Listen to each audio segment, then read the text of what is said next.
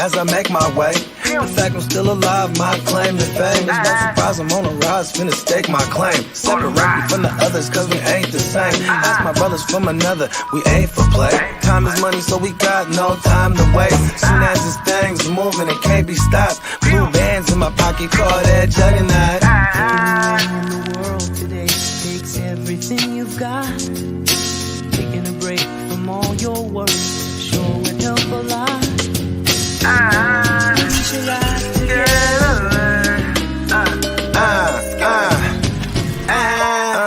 You know the stat quo. Finna get a bag, bustin' down that blow. Out of East Side Ho, where they know my name.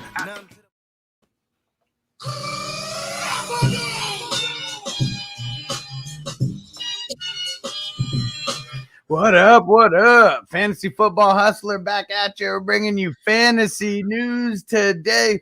We're here with the Thursday crew plus one here with Bogard Scott free repping the GMM Network. Yes. We are also here making a special guest appearance on a Thursday. Our man JC Money Design in the building. All right.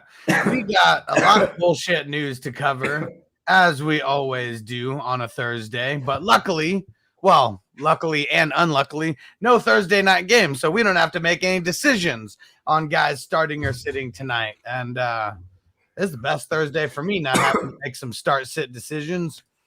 I made a phone call. You know what I mean? It's like, to hell with this Thursday night football for the rest of the year. Well, shit, what really sucks, dude, is we're not even going to see some of the best players in college football play tonight. Like, we're not going to see the number one running back come out of the draft this year playing tonight, and Kenny Pickett's not going to be playing either. So two Which running back? Kenneth Walker. Oh yeah, that's my guy, right? Him and Kenny Pickett, they'll both be drafted next year. Because nobody gives a shit about these bowl games, and if they get hurt, they're going to ruin their entire draft stock. Yeah. I'm with them. Fuck college football. Yeah. Jake Butt. The reason for this happening is because a couple of years ago, Jake Butt got injured, tore his, I think it was MCL or ACL. He tore his butt. Yep, he tore his butt. Yeah, that would suck to that'd suck to get hurt. I mean, to tear your butt means nothing. Yeah, that shit would suck.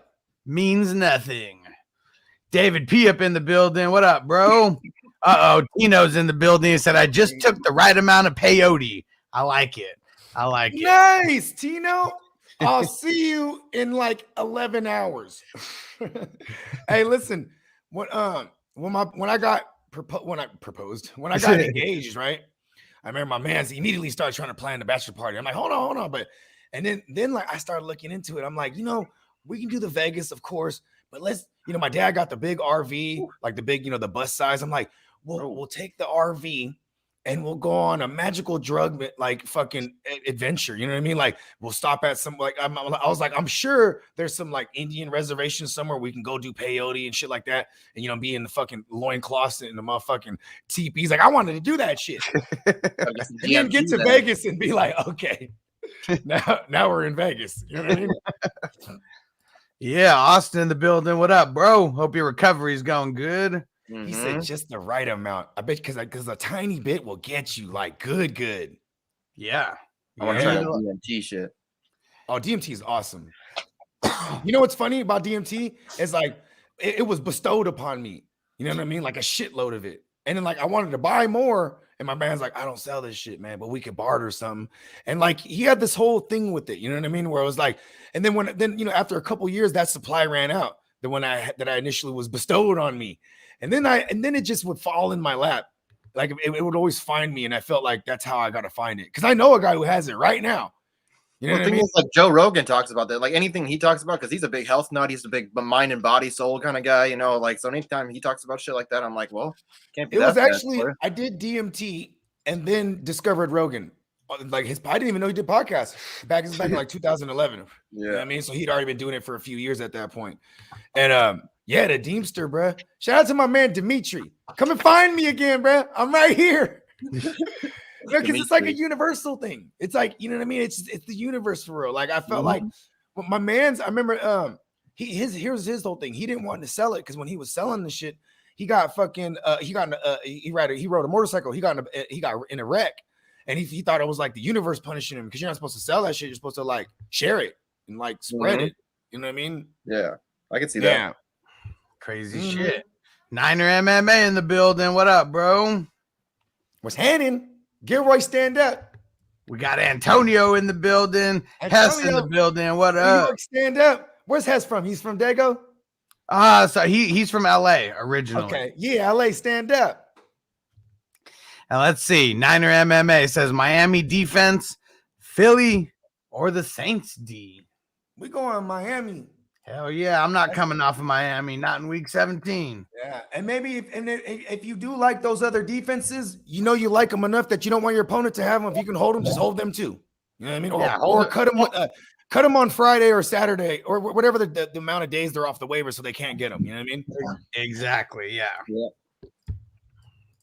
And Jared said, do you trust Antonio Brown and Ronald Jones as they play the Jets? Okay, so first piece of news, Antonio Brown downgraded to did not practice on Thursday with his ankle injury. And I'm pretty sure that he practiced yesterday. I'm going to go double check that. We hate seeing that. Yeah. Oh, yeah. I hate to see it. Yeah, he was limited on Wednesday and then did not practice on Thursday. So I'm not going to say right now, like, don't play Antonio Brown no matter what, but he is trending in the wrong direction right now. Hey, yo. Who they got to throw? Rashad Perryman revenge game. Revenge narrative. Revenge narrative. I was just saying, Tyler might have an opportunity here. But he's all fucked up too, isn't he? Right now. Well, he was coming off COVID reserve, I believe, also. But here's another piece that we didn't expect. But because of all these new COVID reserve rules, Mike Evans is actually back at practice and was running routes with Brady. So there's no way that he's back if he hasn't been activated off of COVID reserve. Well, I mean, remember, it's the 5-day thing. So, and he's one of the guys that got put on like a week ago, and he wasn't vaccinated to my knowledge. So the 10-day thing, he still would have been gone. So, you know, with the new rules, he's back. It's fucking awesome.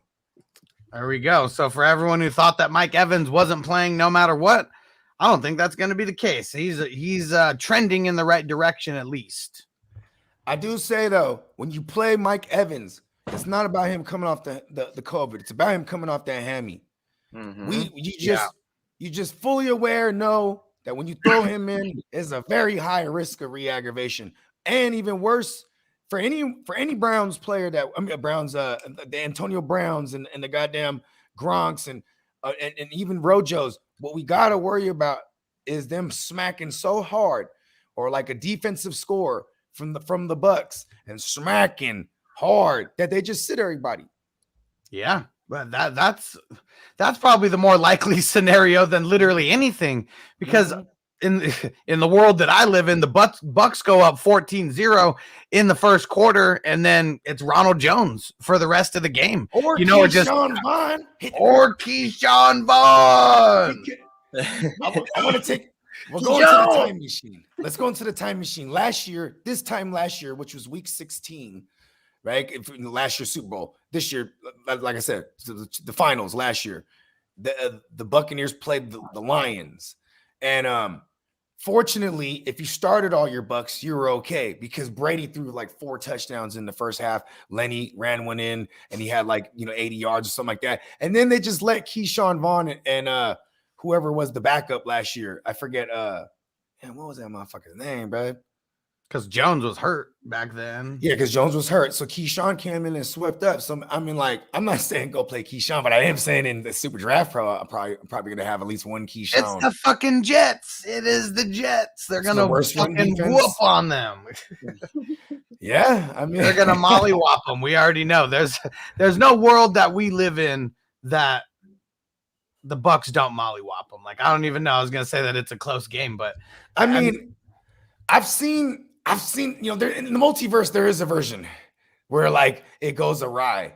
You know what I'm saying? And that could happen where, Brady comes out, he throws like a pick six or one of his receivers catches the ball and fumbles it. And then there's a defensive score, you know what I'm saying? And then followed by a 3 and out. Like anytime there's some early like fuck shit like that, we actually want that to happen. Because then we get more offense as a whole. Exactly. So like I'm hoping, that's why I used to love Jameis Winston. He gets out there, stretches out, throws that big ass pick six. We're like, whoa, we're in the game. He's going for 400 tonight. You know what I mean? Sure. Real talk. And I used to get mad when it was a regular pick. What the fuck? You know what I mean? At least, it's like no regular pick. Dude, I didn't realize Tyler Johnson didn't have any targets last week. He had 7 the week that Godwin and Evans went out. He had 7 targets in that half game. Scotty Miller and Ty Johnson both had 0s. That's crazy. I mean, I guess they must have just been running the ball. I guess I didn't watch that game. Yeah. Fucking like that just makes no sense to me. Like Carolina couldn't. That's a lot of targets the week before to just go to 0. 7 targets. It was because it was all Antonio Brown. I mean, he had 10 receptions for 100 yards. Nobody else did shit. See, and you know what was crazy is they came out in the beginning and did what I said they were gonna do. They had Stephon Gilmore on Gronk. You know what I'm saying? And then AB's eating like shit, and they're like, all right. And they didn't make the switch to like the half though. You know what I mean? Yeah. Too late at that point. Exactly. You know what I mean?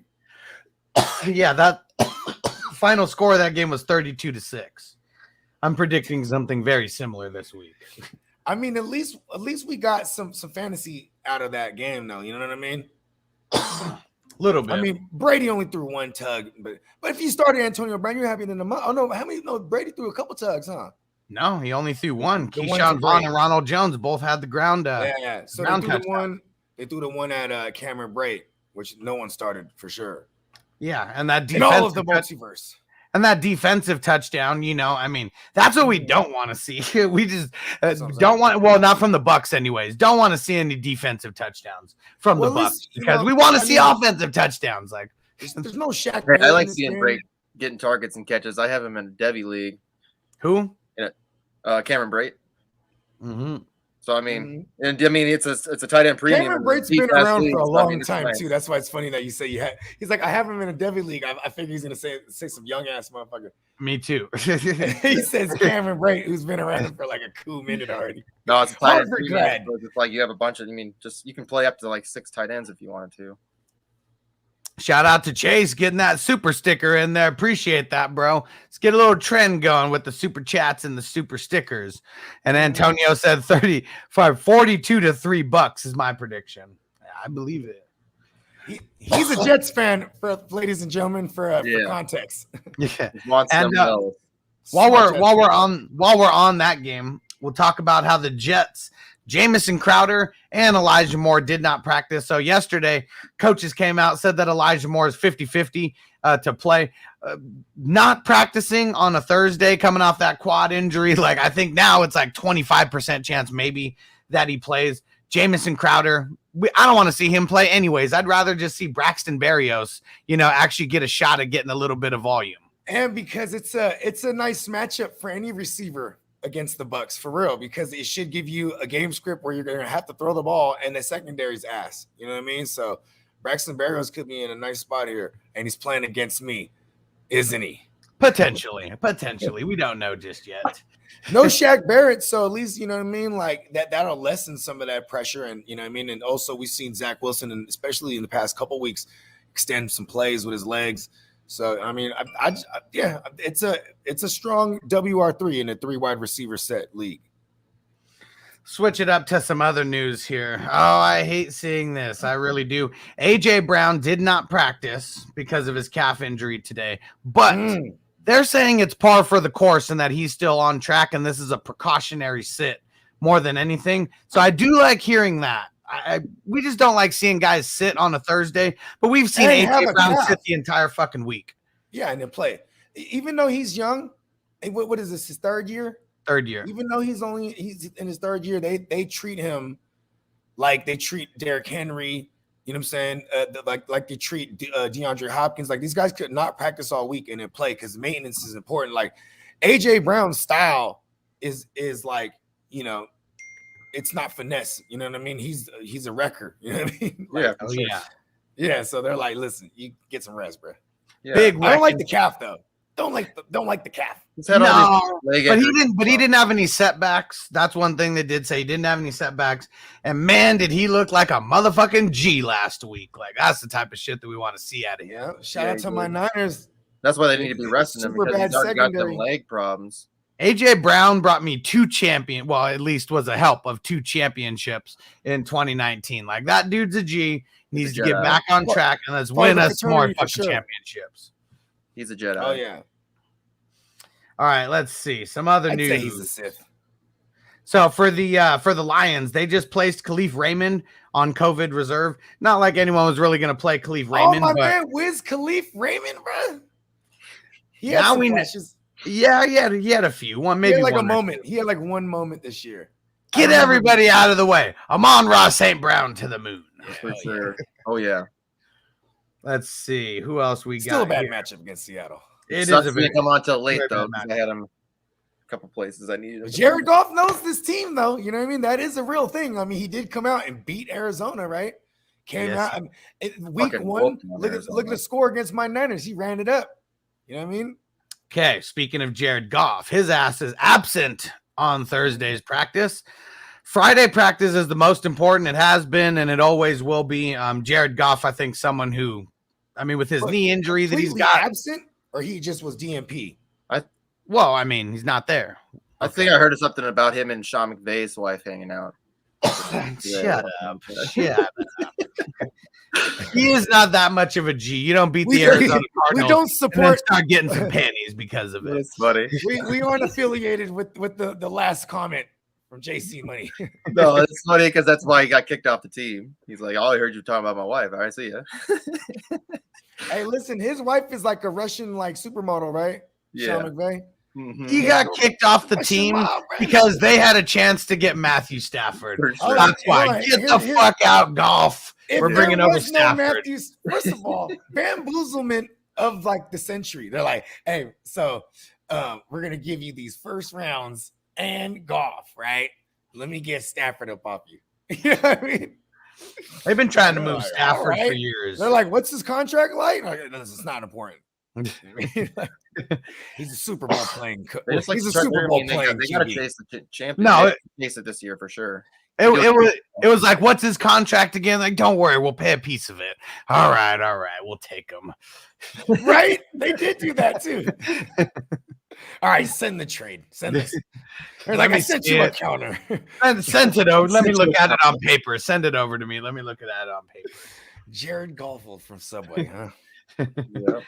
They're All like, right. you know what? He'll fit in. He's so shitty. He'll fit in Detroit. Like, it's real shitty out there. Shout out to the D. He fits the morale of this team very well. Yes. All right, let's see. Back at it. Some other bullshit for Washington. Antonio Gibson does not practice. I would just like to see him practice. I know that he's not practiced on Wednesday and Thursday quite a bunch, and then he ends up getting a limited practice and on Friday, and then he plays. But I would just, for my psyche going into a championship week, I would just prefer that he practices on a Thursday. Am I wrong for that? Yeah. You're not. I mean, yeah, you're wrong for that. You're not wrong for that. I will say though, I don't worry about this unless he doesn't. I mean, he literally didn't practice all week. Last week, all week, got into the game, scored a tuggy. You know what I mean? So we used to worry about him like being limited on a Friday and still rocking a Q tag, but they're like, oh no, we expect him to play. Like, you know what I mean? Like last week, they didn't say none of that. He didn't practice and he played. So And all they kept saying last week is how horrible, not how horrible it is, but how similar it is to last year, which in my mind was horrible. Exactly. But I mean, at least from what we saw last week, if he hasn't had any setbacks or anything, I mean, we're starting him with all confidence going into this. Listen, man, shout out to Antonio Banderas Gibson, brother, the Desperado. You know what I mean? He'll do it with 9 toes. Cut one or two of them off. You don't need him. It don't matter. He just holds the toe up. That's how good he is. All right, let's get back into a couple questions here before we get into a little bit more news. Cade Smith on Twitch, what up? Said, got one spot. Who should I fill it?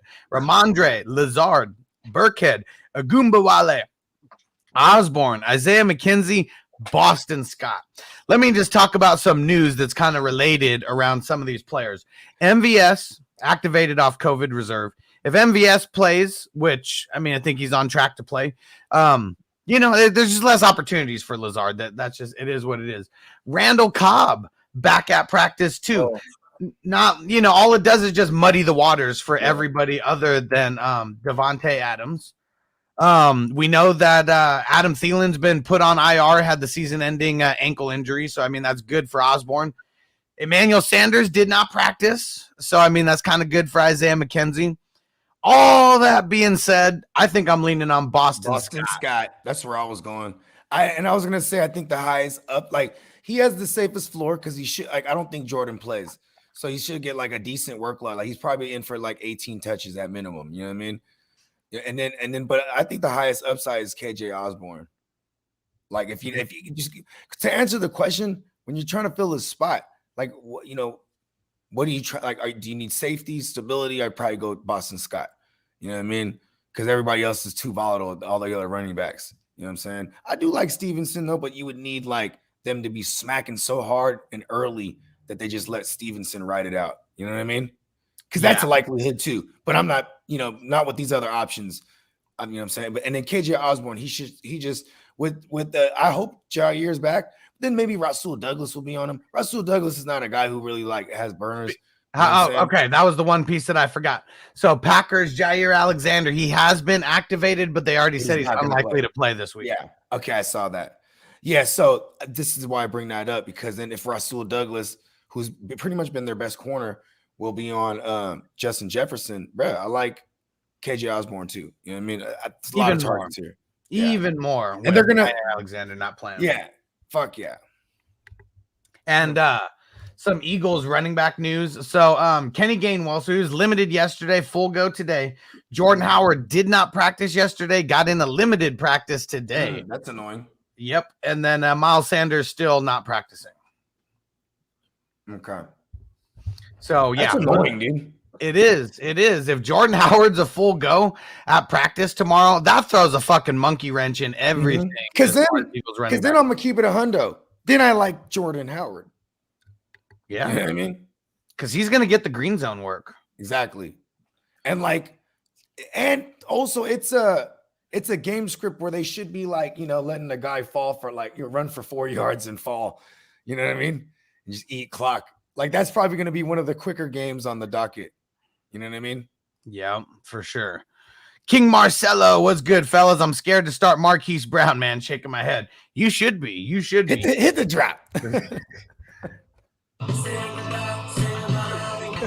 So there's a huge long list of players that did not practice at Ravens practice today.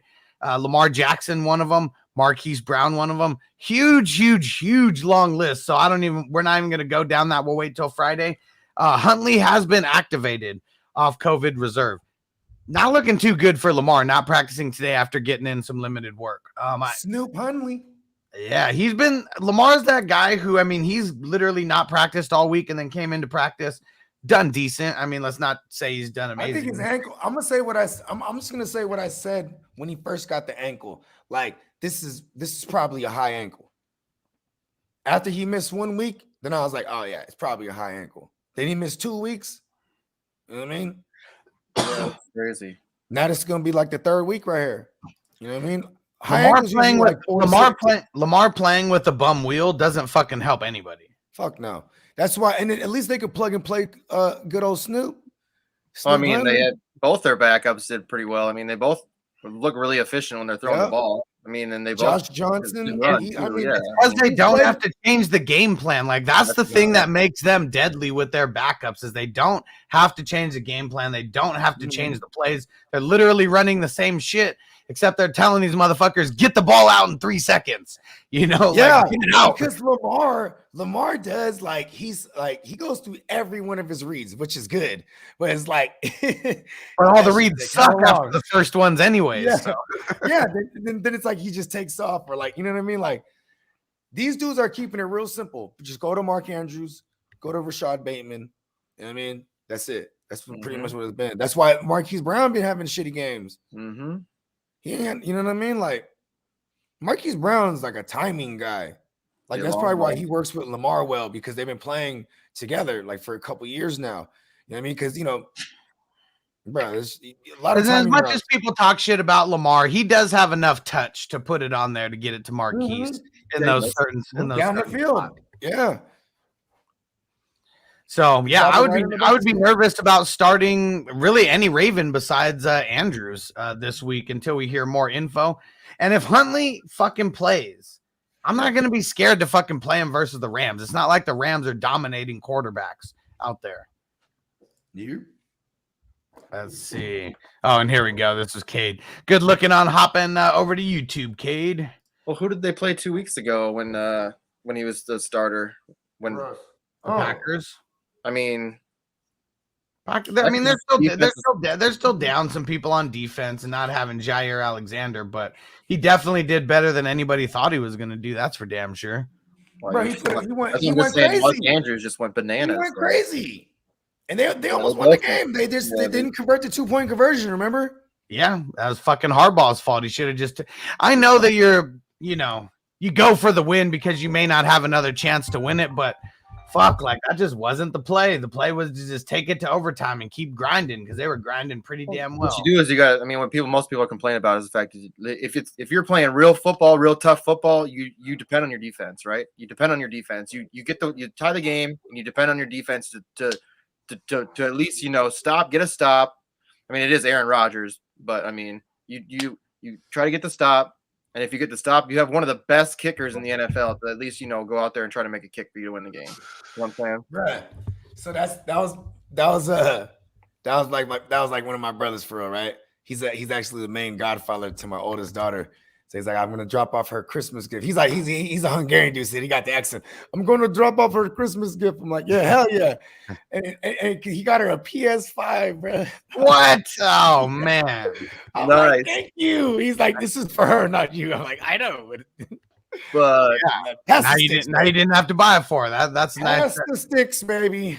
Daddy's turn. Daddy's next. I'm excited. Christmas. I would be too. I love Christmas residue. Yeah. We got one more from Cade here.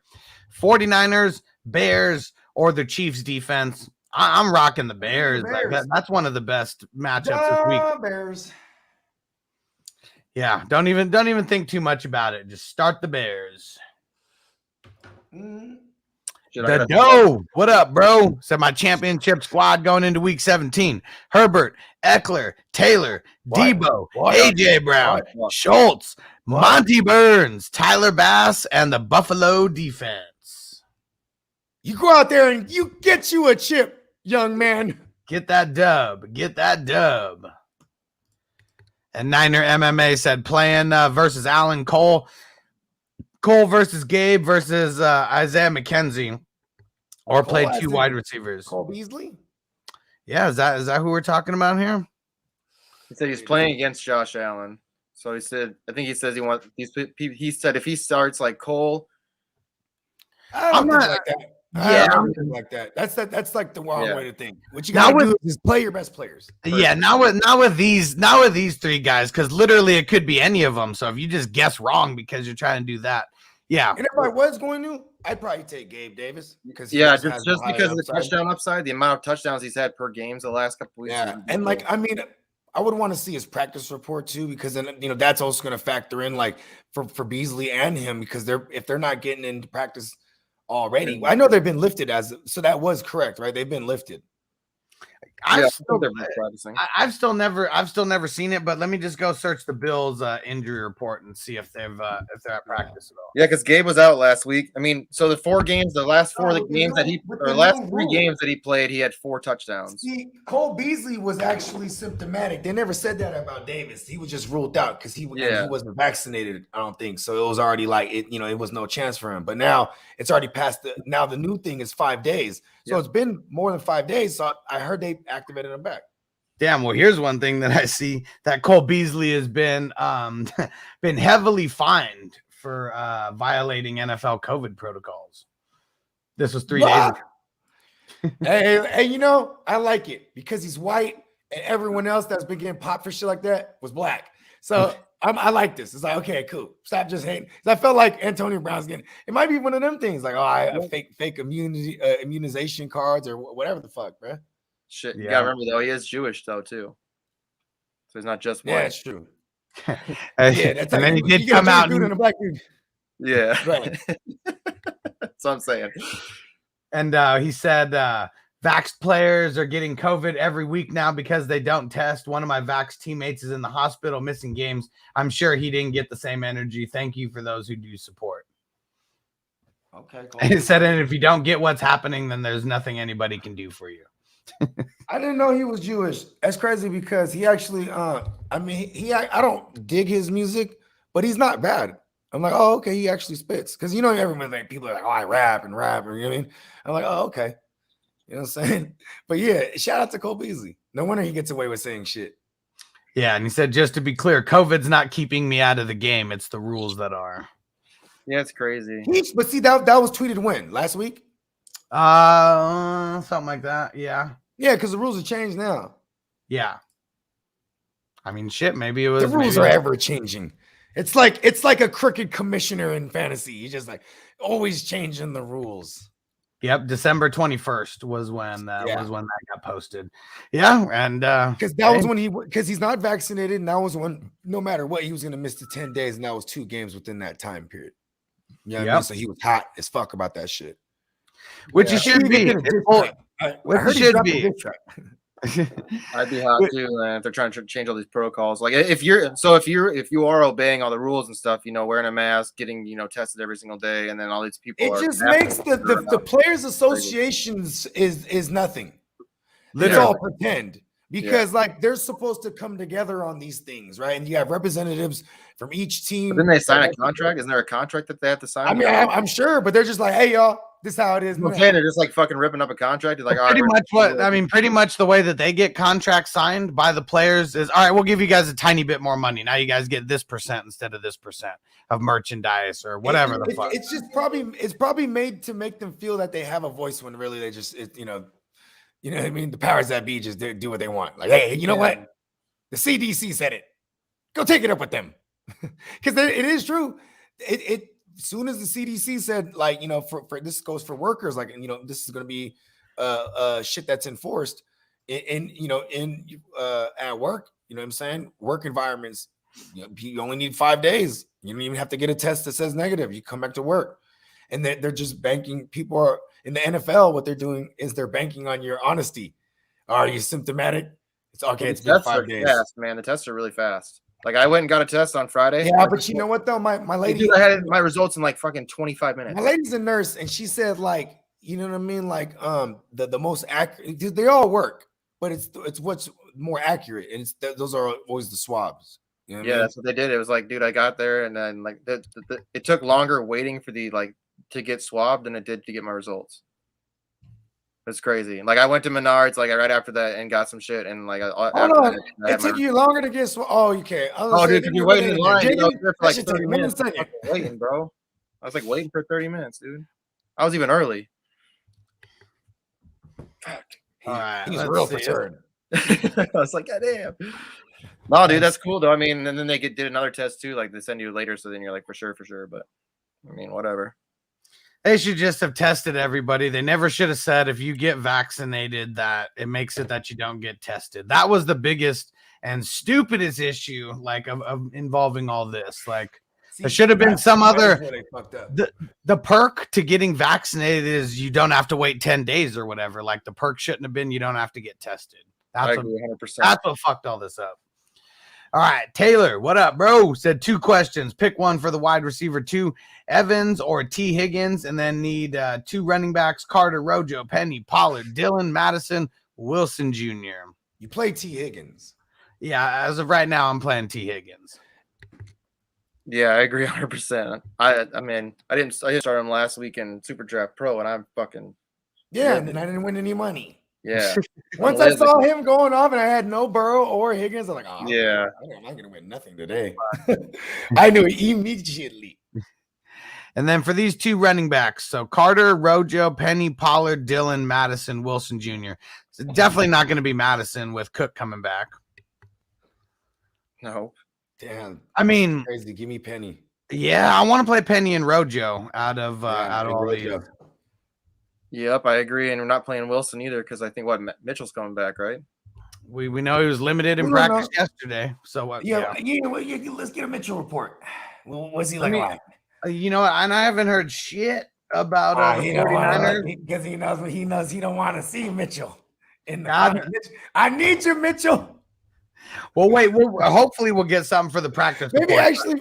maybe I don't want him to play because then like he plays all busted or limited or I'm not I worried. need you.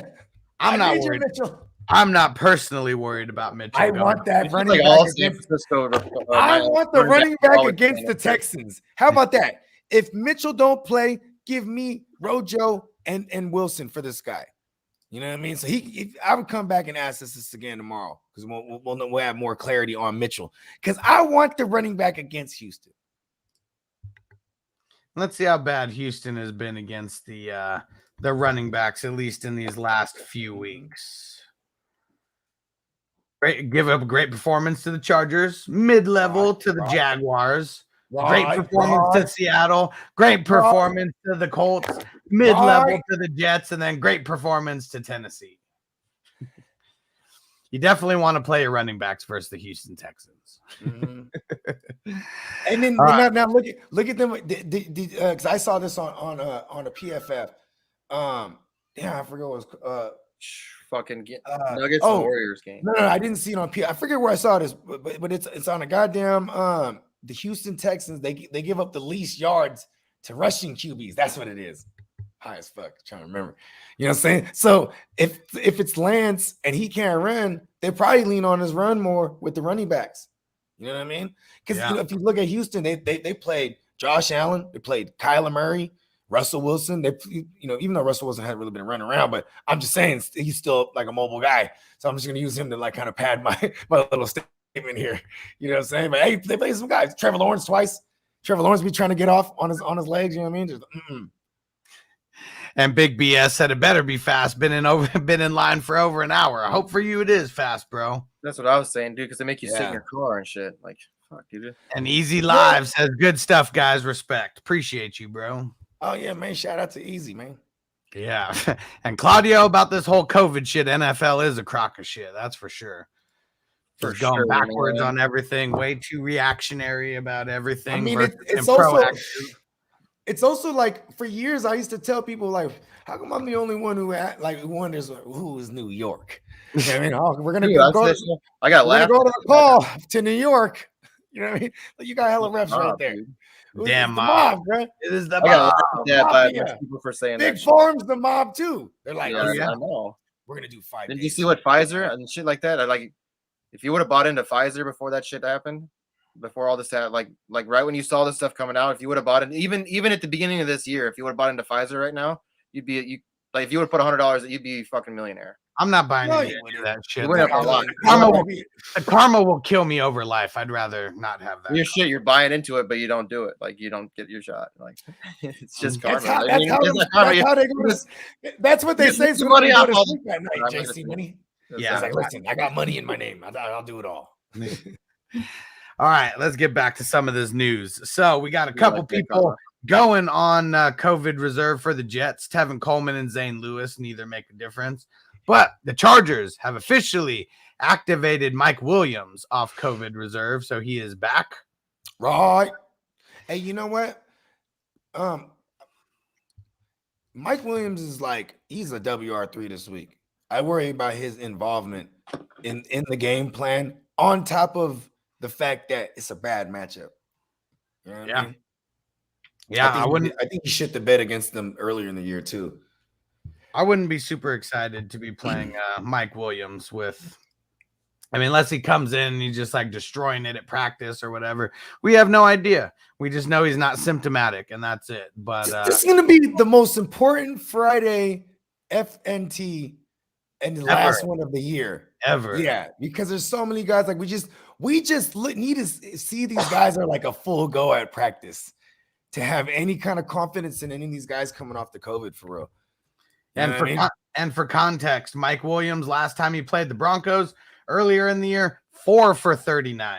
Yeah, he only got 7 points in fantasy. I'm just looking that up right now. Yeah, he shit the bed last time. Mm-hmm. All right, for the Raiders, Brian Edwards.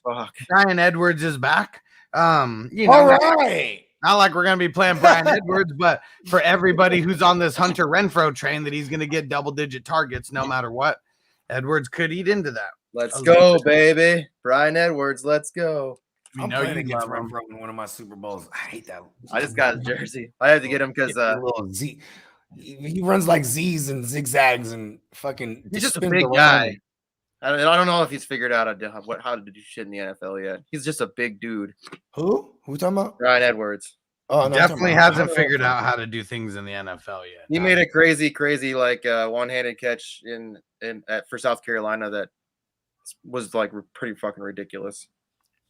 But I got. And then he went on to the NFL and was sorry as fuck. Well, I mean, a couple of good players came out of that. I think it's just where he went to, and just like who. I mean, yeah, you're right though, because here's what Carr, like, you be in practice with Carr and you're running all these routes, and he'd be like, yeah, okay, but I'm gonna do this one right here that's hella short, and it doesn't go to you ever. Yeah, Brian Edwards. He's just I'm just gonna throw it short to Moreau right here. You know what? Josh Jacobs is right there. I saw you were wide open, but I was like, no, I just throw it short. Yeah, he went to the place where wide receivers go to die. Pretty much. Renfro's kind of showing up. Well, because Renfro is the slot guy. He's in there, and he's been there fucking 4 years. Like it took him this long to get. Yeah. No. Listen. I won a Super Bowl with him in 2019. No. I lost the Super Bowl because I didn't play him. And he blew up against the Jags because he was like flashing all year. That was his rookie year. And I was just like, and I just remember ever since back in 20, because this is when I was already doing content. And I just remember saying, yo, this old face looking motherfucking rookie, bruh, Hunter Renfro, bruh.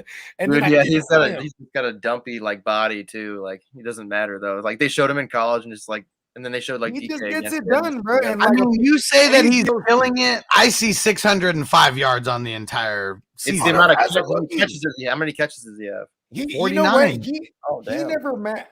He's never had anywhere close to a season where we're like, damn, Hunter Renfro's like really good until this year. It's PPR. Waddle might break some records with catches. It is just this year though, because the only other time he flashed was his rookie year. Yeah, it was like a rookie year than now. And it's probably because that's how ass it is at the end of every single season because of injuries. That a guy like fucking what's his name will come to fruition. And that was the Darren Waller year. So that was like and I remember Darren Waller getting hurt. So that might have been the reason why he came on for a couple games. Yeah, I agree. Fuck Hunter Renfro. I know. Fuck Hunter Renfro. Fuck the Raiders. Yeah, fuck the Raiders. All right, let's get back on track. So for the Panthers, shout out to Oakland though. You know what I'm saying? Shout out to the town. Yeah, the town will get the props. Las Vegas, fuck the Las Vegas Raiders. Shout out to Vegas, but yeah, fuck the Raiders. Yeah. Vegas is awesome. Vegas, give me money. Yeah. Hopefully, yeah. It's either give me money or take all my money. One of the two, no in between. I have this saying when you're in Vegas, like, that's already spent. You know what I mean? It don't matter what kind of money you got on you or with you or on your card, whatever. It's already spent.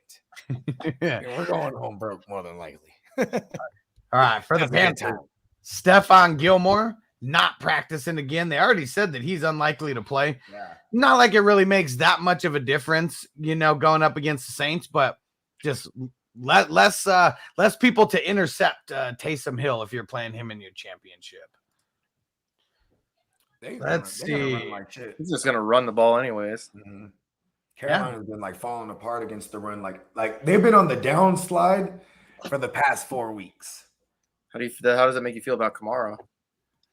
Yeah, hell yeah. If you survived the last, the Dolphins debacle, the book of Ian Book, you know what I'm saying? If you survive that and you're in the championship round, you should feel good about having Alvin Kamara.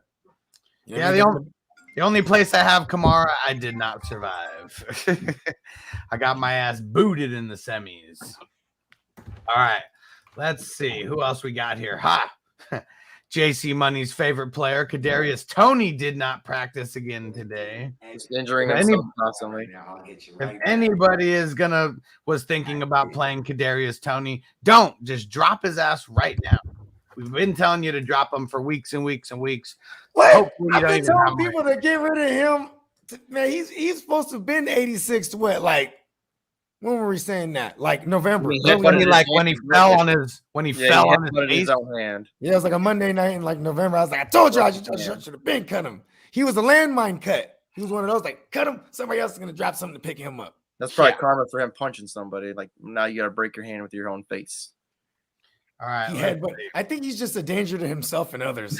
So too. He's definitely a 5150. Yes, He's got the small guy syndrome. labeled 5150 for sure. All right, let's see. Now for the Chiefs, CEH not practicing again. Also, their left guard, Joe Thuney, is not practicing. They said it's an illness, but not COVID related. So we'll see. But either way, their starting left guard being out ain't going to be good. You know what's funny is those things, the illness tag and then non-COVID related. In the past couple of weeks, I've seen a bunch of those turn into COVID. You know what I'm saying? Like they'd be like, he's out with illness, non-COVID related. Then the next week, like he's out with COVID. So we better fucking hear something about that of him practicing tomorrow. They need all their linemen. Nigel, what up, bro? Good looking on the super chat. Said shout out to the best fantasy podcast. Hell yeah. And said hopefully Bogard doesn't enter the matrix. Oh yeah, I'm on the laptop today. You know what I'm saying? We good. He said, how we feeling about the Phillies backfield Jordan Howard practicing today?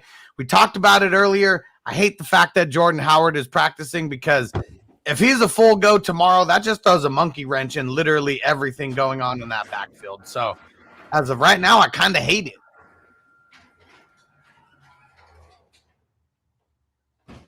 We shall see tomorrow, though. Tomorrow is going to be very, very important. Oh yeah. All right, let's see. Open it up and make sure. Hey, do me a favor, real quick. Hey, ladies and gentlemen, I want to introduce Tommy from Power. What up? Yeah. Tommy from Power. That's what's up. Right, when's his new show starting? I heard that one's starting in like February. I can't wait to watch that one. It's gonna be dope. All right, for the Rams, they activated their tackle Andrew Whitworth, the oldest man in the NFL, at least to my knowledge. I think he's even older than fucking Tom Brady. Let's see how old Andrew Whitworth is. He's like, oh shit, he's not older than Tom Brady. He's only 40. Definitely one of the oldest linemen in the league. All right, let's see. And we got for the Colts, they activated 3 of their stars. Well, maybe 2 out of the 3, but Darius Leonard, Kyrie Willis, and then Zach Pascal all activated off of COVID reserve. So we need Darius Leonard in the championship week. That is for damn sure. Agreed. All right. And then for the Browns, Kareem Hunt unlikely to practice today. I don't know if I'm going to be playing Kareem Hunt in any championship weeks, but it sucks. It sucks. He was doing so good. And then the COVID and the knee and whatever the hell else is wrong with him. All kinds of issues. Nigel, good looking on the super chat, bro. Said if Jordan Howard and Boston Scott both play, are you starting Agumba Wale over both of them? Or, oh, man. Whew. I think that I would start Jordan Howard over Agumba Wale and Scott. It would be pretty close, and it's all because of the green zone work. Like, I think Jordan Howard, if he plays, is going to have a better shot at a touchdown. That's literally the biggest difference right there. Agreed, 100%. That is it. And Claudio said, I need one of those PS5s. Last year, I did a PS5 raffle, did $20 raffle tickets for it too. And Antonio ended up winning it all. Let's see. Where are we at? I'm going to get back to some of these questions. I'm going to save the last piece of news that I got here for when Bogart comes back so he can chime in too. Niner MMA, what up, bro? Said, appreciate y'all. I'm shooting for third. Me losing in the semis. Depressed has lifted. All right, that's good, bro. And it said, question, pick 2. Jordan Howard, Burkhead, Kobe Myers, Gabe Davis, Cole Beasley, McKenzie, and then the Jags' new starting running back. Okay, so this was kind of what you were asking earlier, or at least throwing out there. I'd be starting Jordan Howard And I'm almost leaning Gabe Davis. Yeah, I like, man. So Gabe Davis, like I said, the last 3 games that he played in, he has 4 touchdowns. Yeah. I like that upside a lot. And that, I think even that was with Beasley in. I mean, that's like, It's because Dawson Knox is getting crazy respect in the red zone now. So now it's Diggs and Knox that teams are really trying to take away in the red zone. And shit, Gabe Davis is just like wide open. yeah, I think that him and Josh Allen have just started to click. I mean, they've been playing together for a couple. Was it 2 years? He was a rookie. What? I think this is his 3rd year, if I'm not mistaken. Okay. Yeah. So I mean, I feel like they've been just time to get in sync, man. I mean, last year I think that Gabe Davis had a couple of games in the end of the season that were pretty good too. So I mean, he's somebody that second year. I get he was a rookie last year. Yeah, he did pretty well at the end of the year last year.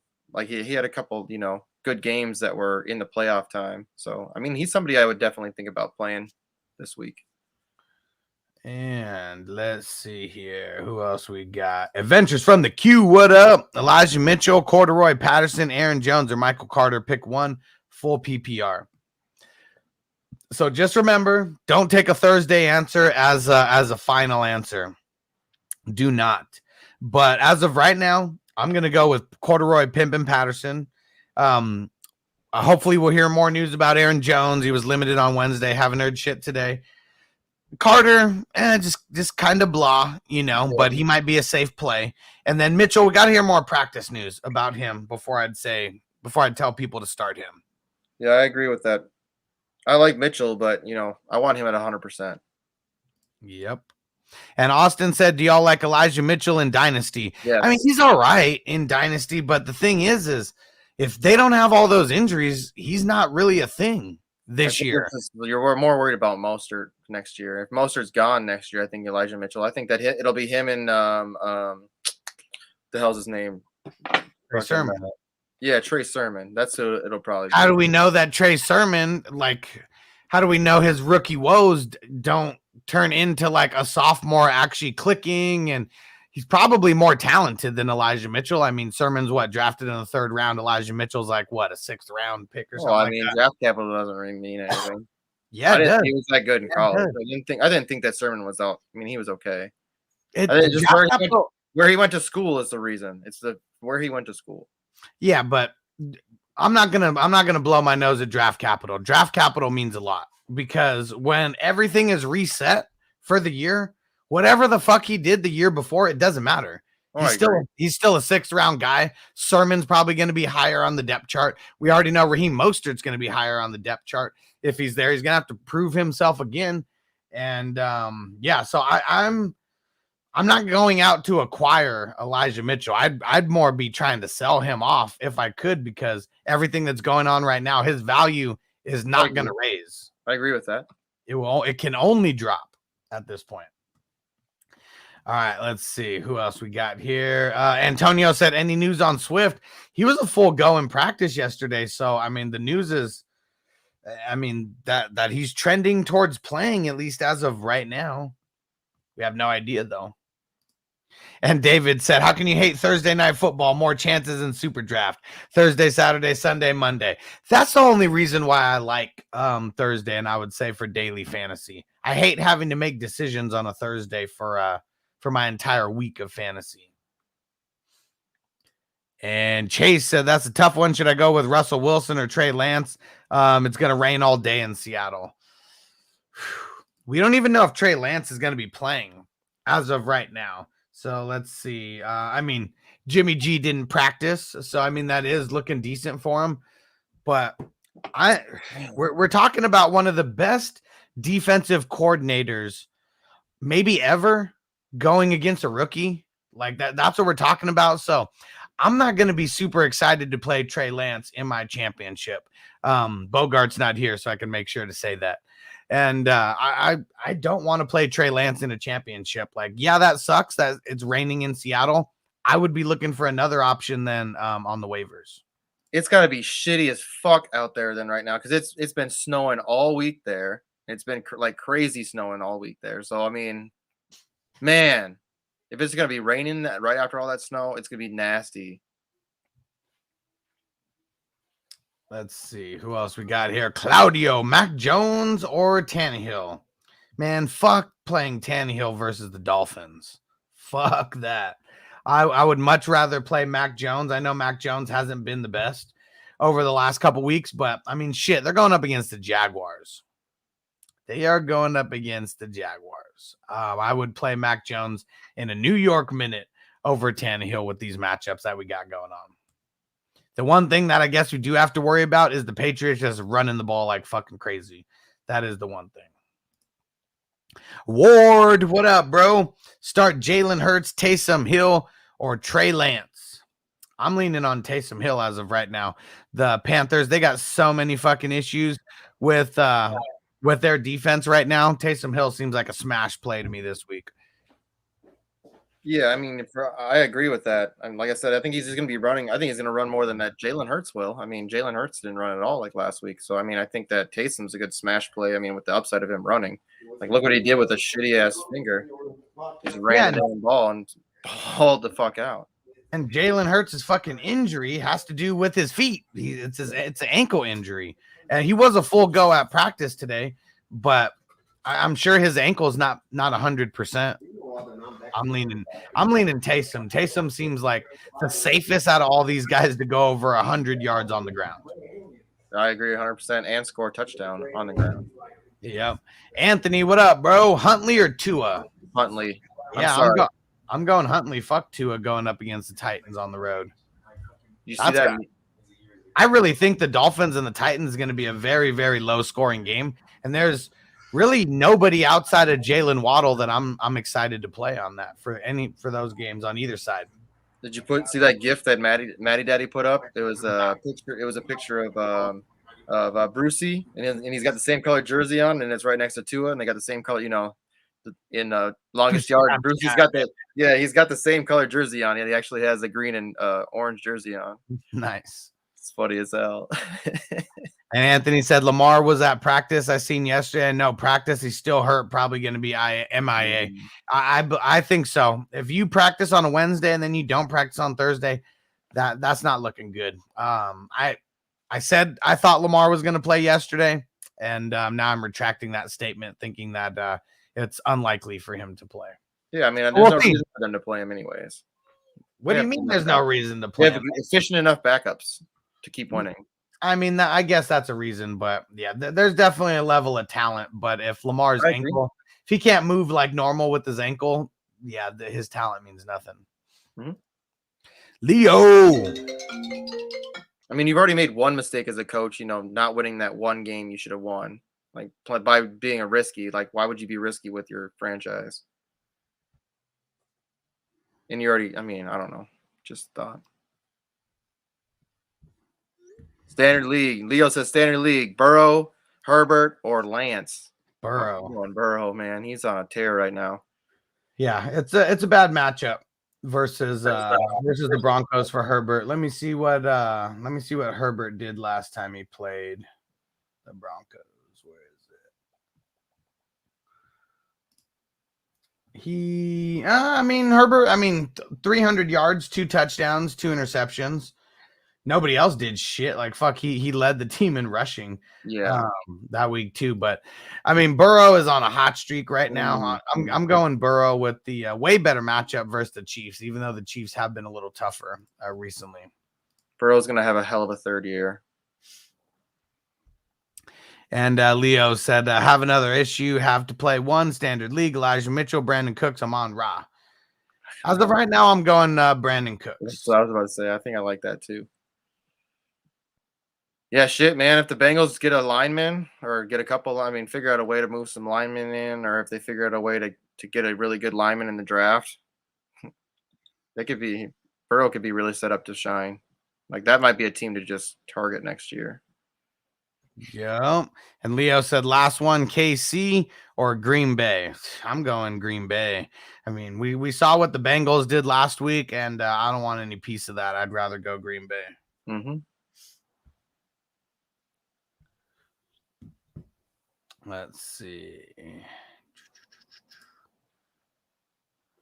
And Taylor, okay, follow up to the earlier question, said Higgins, Penny, and Rojo was already what I was on already, but I've been considering Dillon over Rojo because you guys were talking about it earlier. I worry that the Bucks go up big and he'll get benched. Fuck no, man.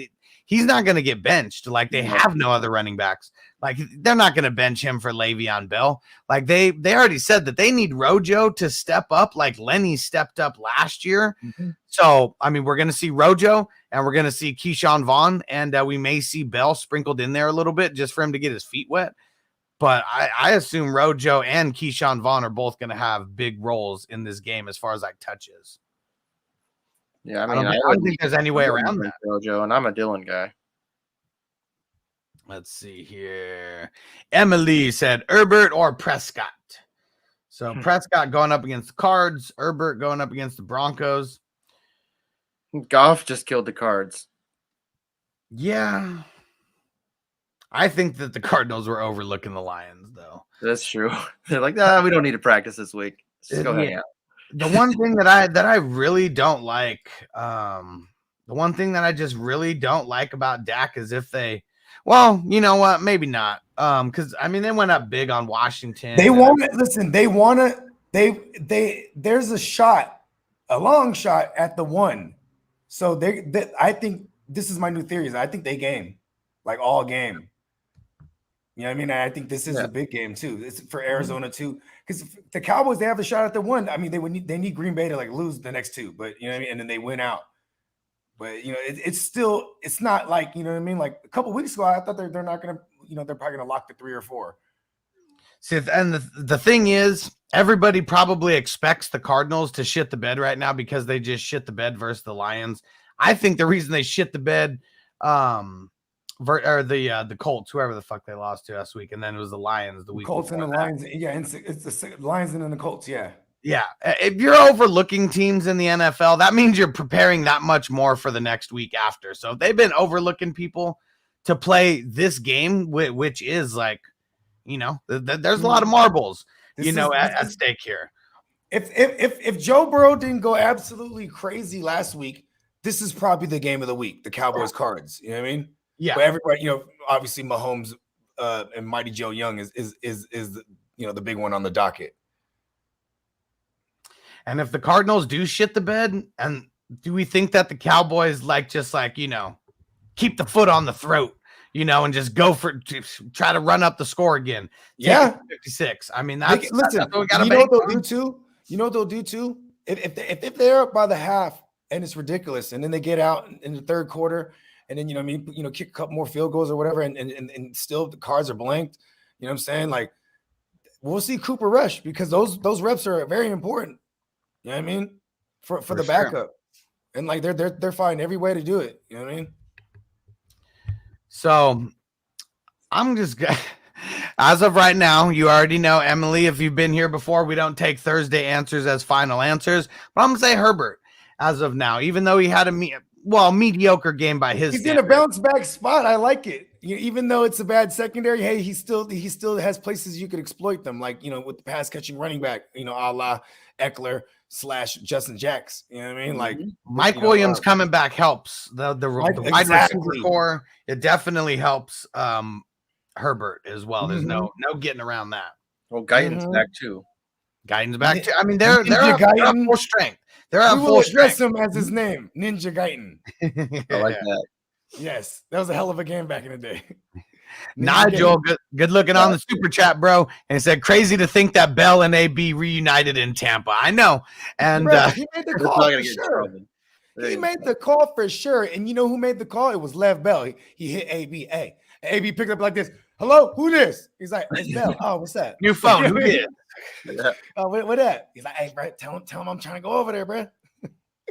You know what I'm saying? The moment Lenny just went down. As soon as he's watching the game, Lenny goes down. He's like, "Oh, hey Siri, call AB." You know what I mean? Yeah. Let's see. Where are we at here? David P said, listening to you guys while sweeping up wood shavings from drilling the holes for plumbing. Electrician saw the broom and then took off running scared. Is that what happens, JC Money? Is that what all electricians do when they see the broom? They just take off running? I mean, I've seen a lot of movies. We're usually the ones who have to clean up everything. What's the movie Deep Cover? Was it Deep Cover? I do have a lot of respect for plumbers. He was the mob boss. That was back when Lawrence Fishburne was still Larry Fishburne. Okay, that was deep cover. Okay. Yeah. I love that movie. What's the other one? The other one where with Mekhi Phifer and LL Cool J, and he's like undercover. LL Cool J's character, his name is God. But then they get that dude with the broomstick. They put him on the fucking the pool table, and they do him in with the broomstick. They sodomize him dirty. Yeah, maybe that's. I'm just saying, maybe he saw the broomstick. He was like, "Oh, pew!" He was gone. But I mean, In Too Deep. There you go. There it is. That's the one. We're right there on the. I was dancing around it. And Omar Epps. That's who. I was in the vicinity. You're right around it. Right around it. Yeah, Anthony said I beat JT twice this year. I like it, bro. I like it. I think he's talking about me.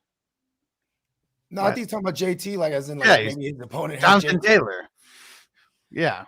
What other JT warrants a JT nickname? You're JC, man. Come on. Yeah. You're beating me going to the championship because I got beat by somebody to go to the Jesus Christ money, bro. The first I swear to God, it's the first thing I thought it would. And he had the beard. That beat me to go to championship. Jesus Christ money, bro. No, Anthony's not in any leagues with us, but he's already requested to be in the same NFL playoffs league as me and Bogard. So maybe we're gonna have to put JC money in that league also and just make it a crazy ass price money. Jason on Facebook said Burrow or Lance for the championship. Come on, bro.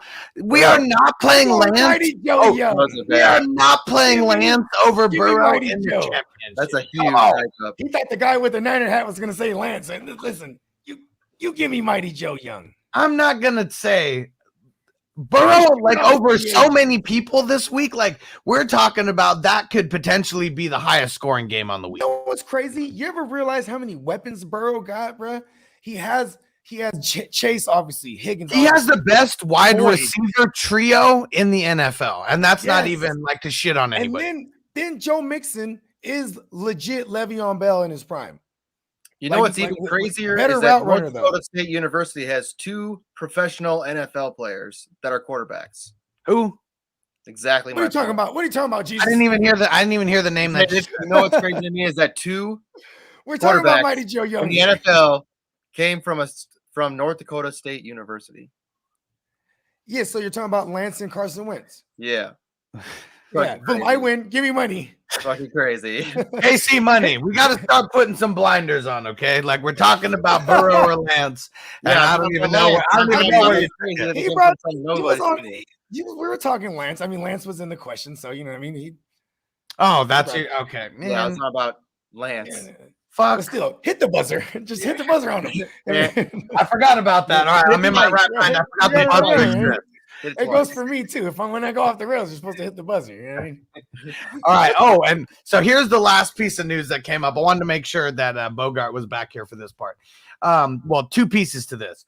Pat Fryermuth full go in practice, so we love to see that on their version of Wednesday practice. Mm-hmm. Big Ben was interviewed by reporters and said that this game will likely be his last game at Heinz Field. Yep.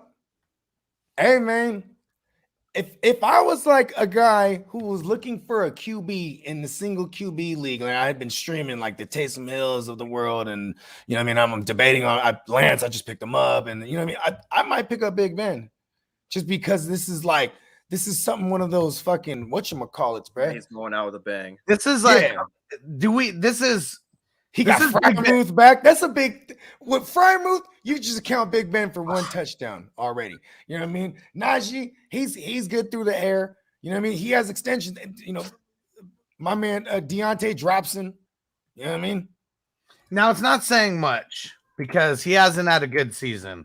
But I'm not bullshitting when I say that I think Big Ben goes out and has his best game of the season. This is his fucking swan song. This is his curtain call. Like he knows that this is his last game at fucking Heinz Field. Make no mistake about it. I'm not a Big Ben Rapist Burger fan at all, right? And I actually hope on his swan song that the pass rusher of the Cleveland Browns eats him alive and buries him for good. You know what I mean? But I also love like the intangible factors of shit. You know what I mean? Like, you know, His best game of the season. I agree with you. His best game of the season to date was 308 yards, 3 touchdowns, and an interception. So that's why I'm saying it wouldn't take, I mean, definitely wouldn't take the craziest game of his career to have the best game of the season here.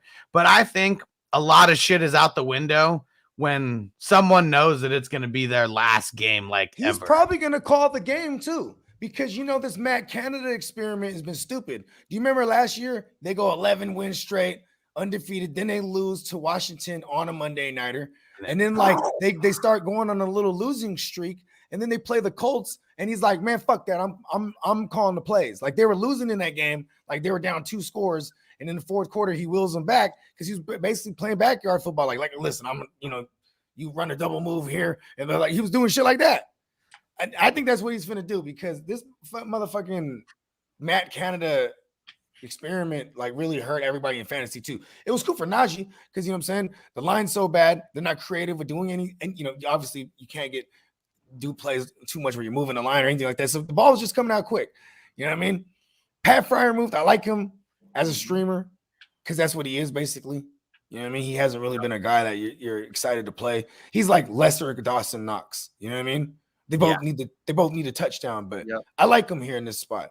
And even the Browns are like, you know, not the worst against the tight end. They're pretty good actually, but still, it's the tight end landscape so bad with the nostalgia going out in the bang. I like Freiermuth, and obviously you're playing Johnson, and then you know I'm pretty much. So Najee, for you, Bogart, my question is Trey Lance or Big Ben with all the chips on the line? Oh, I already said Big Ben. Okay, just to reiterate that, because I think there's a lot of people who are. You know what it is too, is because it's just I don't know what I can't definitively say like, oh, he's, you know, listen, Lance has QB he has QB 12 potential this week. You know what I mean? Like like he has QB1 potential. You know what I mean? But like they also, you know, that they're so bad against the run. You know what I mean? What if they just run it all with the running backs? Or what if they, you know what I mean? What if it's Jimmy? Then you know what I mean? And we did say Jimmy wasn't at practice today, but we'll see tomorrow. Yeah, Jimmy ain't gonna play actually. I just know there's a lot of hype around Lance, and I think that, you know, that I think a lot of people are going to be disappointed if they're expecting Lance to go out there and throw for 300 yards and run 100 yards on the ground and throw 4 touchdowns and all this shit. I think Big Ben's ceiling is like 250 and 3. So that's how much I think of Big Ben. But like, and that would be like, you know, one of the bigger games that he had this year. You know what I mean? It would, because he hasn't thrown 3. I think he's only thrown 3 interceptions, 3 touchdowns once or twice this season. Mm-hmm. I'm still going out 310, 3 touchdowns, no interceptions. I think that's his ceiling, just to have the best game of his season. Mm-hmm. And Claudio, we already answered this one. Let's see. James Conner did not practice again. I would not play him.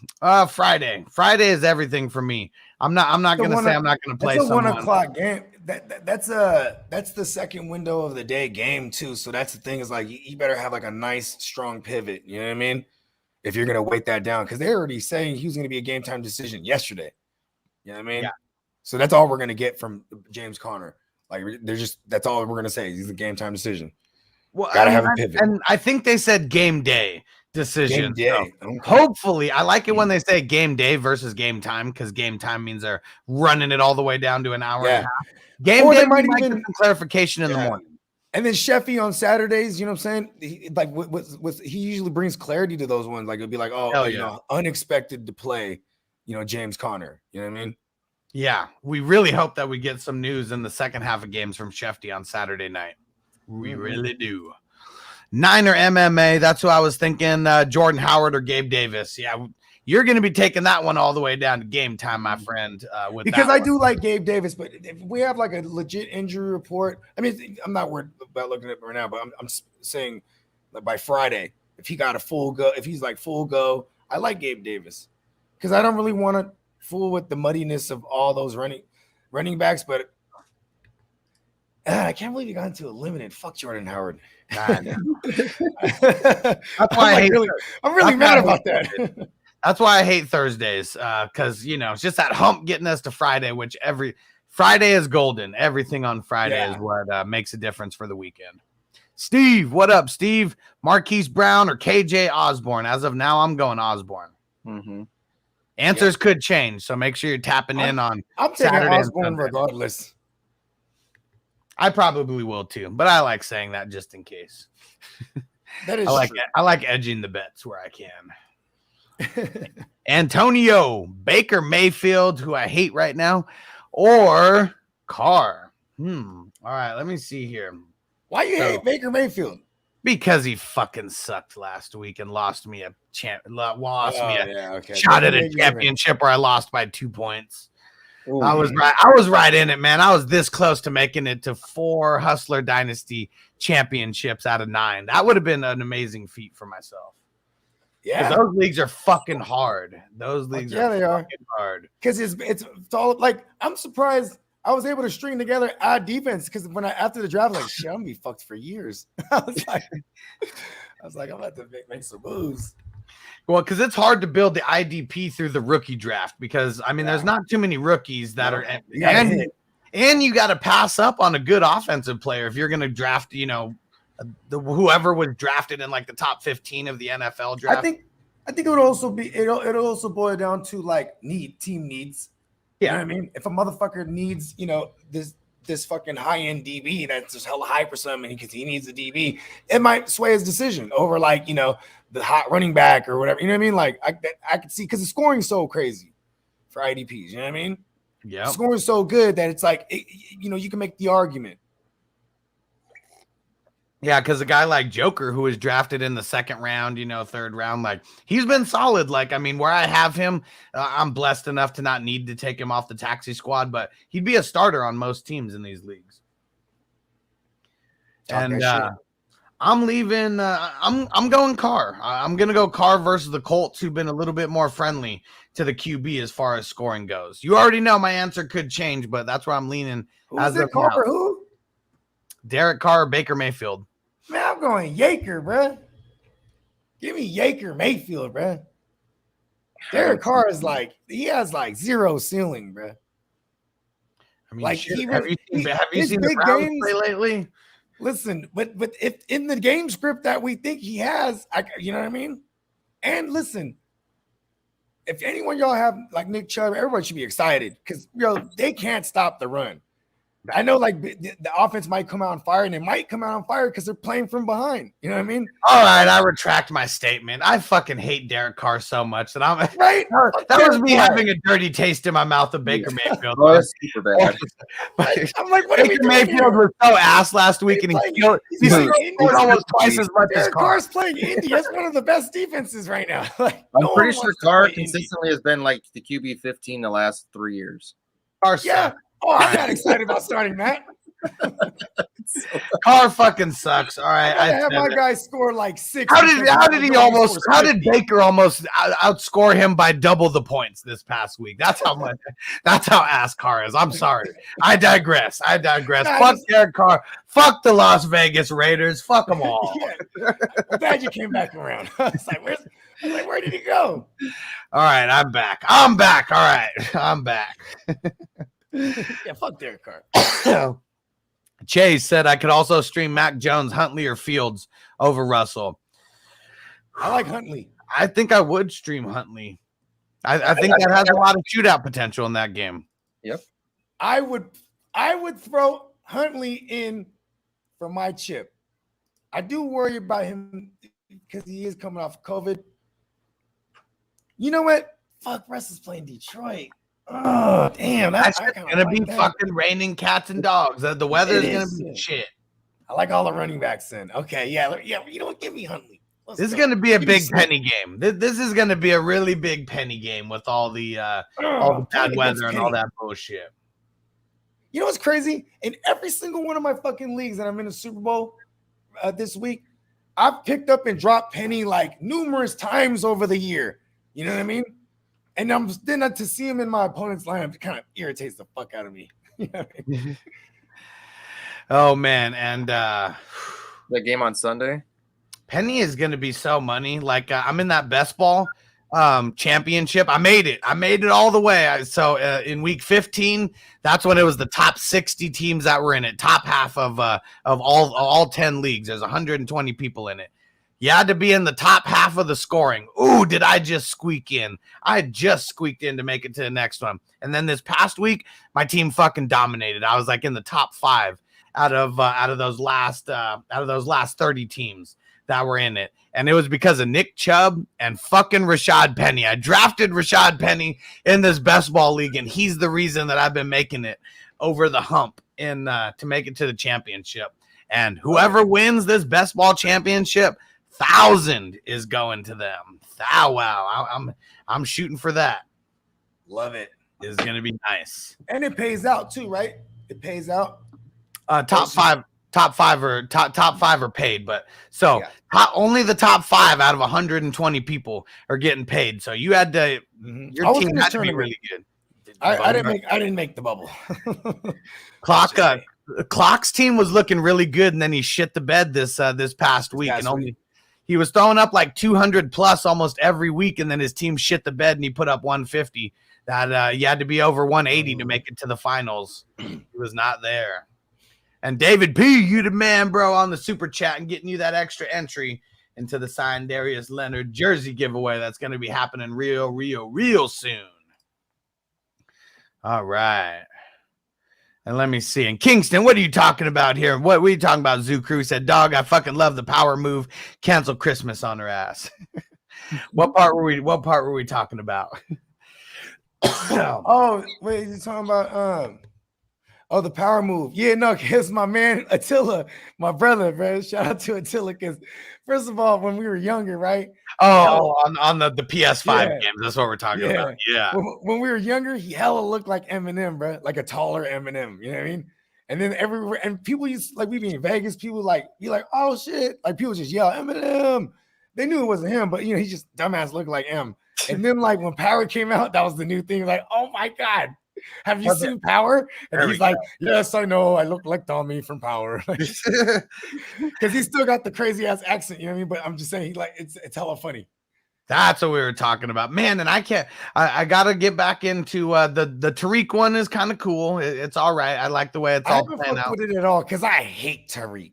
He's a little bitch, like, man. I mean, I heard he's doing his thing. Well, they're making his character evolve finally, because now, now he's the main character. He killed his pops, so it's like, and what's crazy is the guy who kind of turned them out.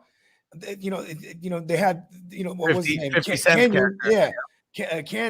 Kenyon, whatever his name is. You know what I'm saying? And he killed his son, so it was like, you know what I mean? Like they had these parallels here. You know what I mean? Like, listen, look, kid, I had to kill my son, do what I had to do. This motherfucker was talking about snitching on me and woo, you know what I mean? And then, hey, he didn't like what his dad was doing, ruined the family. What he did with his mom's, all this shit. This is, you know what I mean? Boom, popped his pops. Got his sister killed, all this shit. Remember that? See, I felt like the Power was too good to try to repeat it with some bullshit.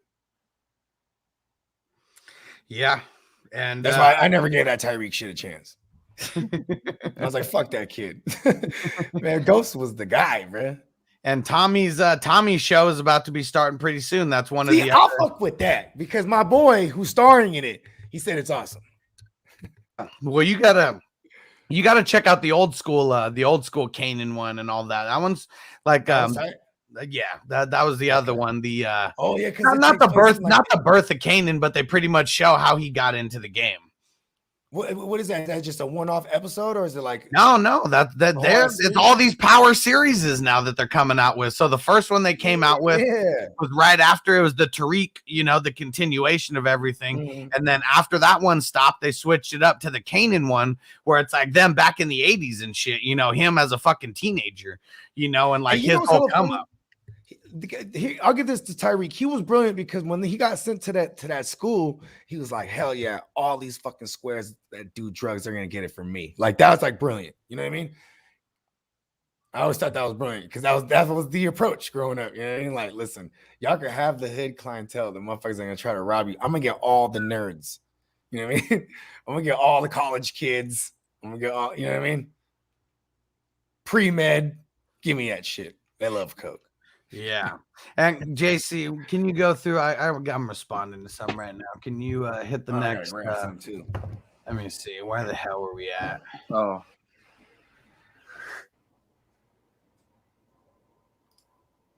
Here we go. let me find where you're at. I already got it. I pulled it up. Yeah, no, but I want to keep going after you. It says, what a Facebook user says, aloha, guys. Need some help at flex, please. Need one. Javonte Williams, Edmonds, or Darrell Williams. Give me double barrel motherfucking Daryl. I'm going to go Javonte as of now. Things may change, but I'm going Javonte as of right now. And I'll be right back. You guys keep the show rocking. I think I want to go Darrell too. I mean, I expect this game to have a lot of points. You know what I mean? And for everybody that's ever asked about Derek Gore, the only time he'll be in play is if they're absolutely smashing the Bengals, right? But Darryl, I think this is going to be a back and forth type of game, and double barrel Darryl is great in the passing game. I don't expect the Fresh Prince of Hell Air to play at all. And Derek Gore's I think he's only in play in maybe anywhere from 8 to 10 to maybe 12 touches at most. You know what I mean? So and the rest, all that other work, it's going to double barrel Darryl. What up, Craig? Says, made it to the championship. I need some advice to bring home to the chip. Says Antonio Brown, T. Higgins, Debo, or Tyreek Hill. 2 at wide receiver, 1 at flex. Who do I leave on the bench? So Debo's in there. Yeah, I think we're gonna sit Brown. Yeah. T. Higgins and Tyreek Hill. You're not sitting. Nope. Yeah, and Brown's not gonna play. Looks like. There you go. Easy. We killed that. He says pick. He also says pick 2: Elijah Mitchell, Aaron Jones, Antonio Gibson. We don't know about Mitchell playing or Jones playing yet. Well, Jones is. Did we cover Jones earlier? Did he practice today? He was limited. He was limited yesterday too, so he's on pace to play. That's a Sunday night game. So how about this? I'm playing Gibson. This is in the world that we don't have any news, right? About Mitchell until game day, right? So I'm putting Gibson in there, and then I'm playing Mitchell if he goes. If he doesn't, then I pivot to Aaron Jones. I like that too. I mean, it's just a guarantee you have a guys, you know what I mean? But I'm pretty sure, you know what I mean, we're gonna know that we're gonna see something for Aaron Jones that says expected to play. The only things that that'll probably be tomorrow, but the only things we don't know about Mitchell, the Niners, the way they handle shit, they always like if he gets into a full go tomorrow, then that's telling me he's gonna play. If he's limited again, I need to know if he was limited today. Can you look that up, JC? Jesus Christ, Money. What was the question on who? Aaron Mitch? Jones? No, Money Mitch. Oh, Money Making Mitch. Man, that's my favorite movie. Fuck yeah, it is, dog. Because you know what's so insane? Okay, so when I first saw that, it's because it came out on Netflix. I don't remember when the fuck it was. Like whenever it came out on Netflix, 2005 or some shit. I'm literally like in the chair getting my hair cut from the barber, and he's telling me about the story in real life, like about this shit, and I'm like, what the fuck? About AZ? I didn't know that the movie was based on a true story when I watched it. I just thought it was a fucking insane ass, drug dealer movie and shit. And I was like, man, this is the shit. Hey, listen, the Timbs, the cars with the rims on it, like it was this group of teenagers because they were young, bro. They were like 15 and 16 when getting it in. You know what I mean? And Aaron Jones was limited today again. Okay, good. So he's trending to play. And then what about Money Mitch? I don't see any other news about him. Okay.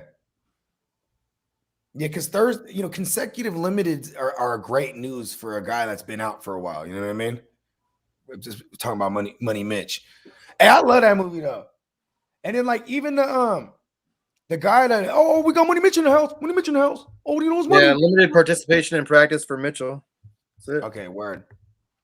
Yeah, but that dude, that was a real DJ, you know what I'm saying? And he ended up being like one of New York's voices, like kind of the guy before Funk Flex was like super big on the radio, you know what I mean? Like there's a lot of nostalgia from that movie because the story was true. And like the cops are hella crooked in Harlem, so like they would be racing Porsches all day and they just pay the cops off. The cops knew what they was doing and they didn't give a fuck. Now they ran shit. They had this place called the Jukebox. They're moving like, you know, the little bottles. They move like, you know what I mean, like anywhere from 1,000 bottles a day. You know what I mean? Can you imagine that, bro? That's like 60. Like it'd be like, and he said they had it for like $60 a vial, right? So what is that? You're making 60 bands out of one spot. You know what I mean? A day during that time. You know what I mean? Hell of a story. You're wild. The real AZ got hot about it. He was like, man, just tell the truth. Because, you know, they made him out to be like, he called the D's on Alpo or Rico in this movie. But see, Alpo, you know, he has a crazy ass story after too, because he really did kill Rich Porter, which is Money Mitch, right? He really did kill that fool. Then he went on to DC, and then like he had another kid hitman named Wayne Perry, bruh, and this kid had like 30 bodies on him.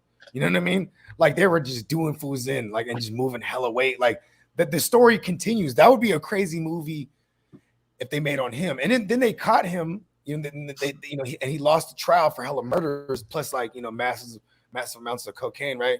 This is Rico, the kid who played Alpo, right? No, this is Alpo, the kid who played the Rico character was based on. And like he ended up snitching on Wayne Perry because they gave him a deal. Like they're like, well, you know, he's an accessory to murder to these other ones. He's like, no, I'll give you this guy if you just give him like 25 to life. And now that guy's out now. Alpo. He's out. And check this out. Craig says, Hustler, those are some good movies, but what you know about Blue Hill Avenue? I don't know shit about that. Is it a great movie? I want to watch it. Yeah. I want to watch that shit. I like all the gangster movies, man. I fuck with it. If there's a gangster sounds like movie, a gangster movie. Yeah, if there's a gangster movie that I don't know about, some kind of drug running movie or anything, I'm all about those movies. That's my favorite genre of movie. You like Carlito's Way? Fuck yeah. Come on, man. It's Pacino not trying to get out of the life. Even just the first scene when he he sees his homies, I'm gonna make it stop real quick. And he's like, oh, I'm with fucking Carlito, Pagano, or whatever his name is. And then they smoke his, you know, he had to smoke. He just got out. He just got out. The motherfuckers is shooting up already. You know what I'm saying? He's like, this shit was crazy. And him and Sean Penn, amazing acting in that movie. Like, fuck, that was fucking awesome. The lawyer? Yeah. Bitch ass lawyer who ended up being was it Heinfeld? Kleinfeld. I don't remember his name in there. I just remember him. Fucking bitch. He's like, you scoot over the mob. He's like, oh, you in again. He's like, you in now. What he say? You a gangster now. Now, like, I don't you know what? He said, you know what? He said, I like this part. He said, you know what? And in this game, there's no late starts. You know what I mean? That's so cold because it's the truth. Now I'm gonna challenge you guys to watch that the newer Carlito's Way, the one I heard it was tight. It's a prequel, and I think it did the justice. I like that movie. Where do I find this? What streaming platform is it on? How long ago did it come out?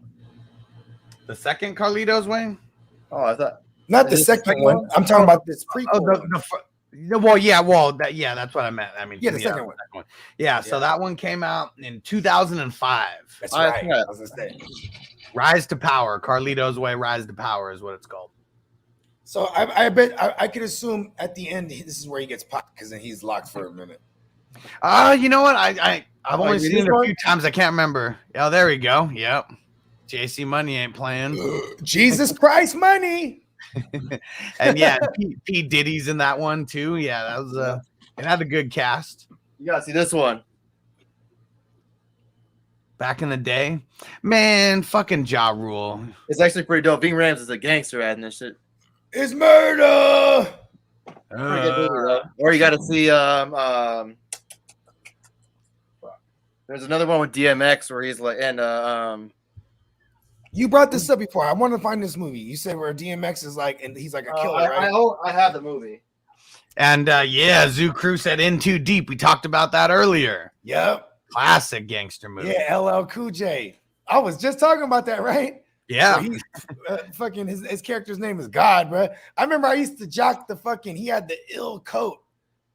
I was like, if you're in New York, you gotta have an ill coat, especially if you're some kind of D-boy or mobster or whatever. They always got the minks. That was when the extendo chains was already a thing. You know what I mean? The chain down to your belly and shit. Like, yeah, D-boy shit. And so Craig said belly. I know that Belly's JC dope. Money's not talking about belly, but belly is a fire ass. Belly is dope as fuck. Here you go. Especially the oh yeah, Never Die Alone. That's the one you said. That's the one. That, I need to see that. He basically gave me like the footnotes, and I was like, oh shit, I want to watch that. Got David Arquette. He's like a writer.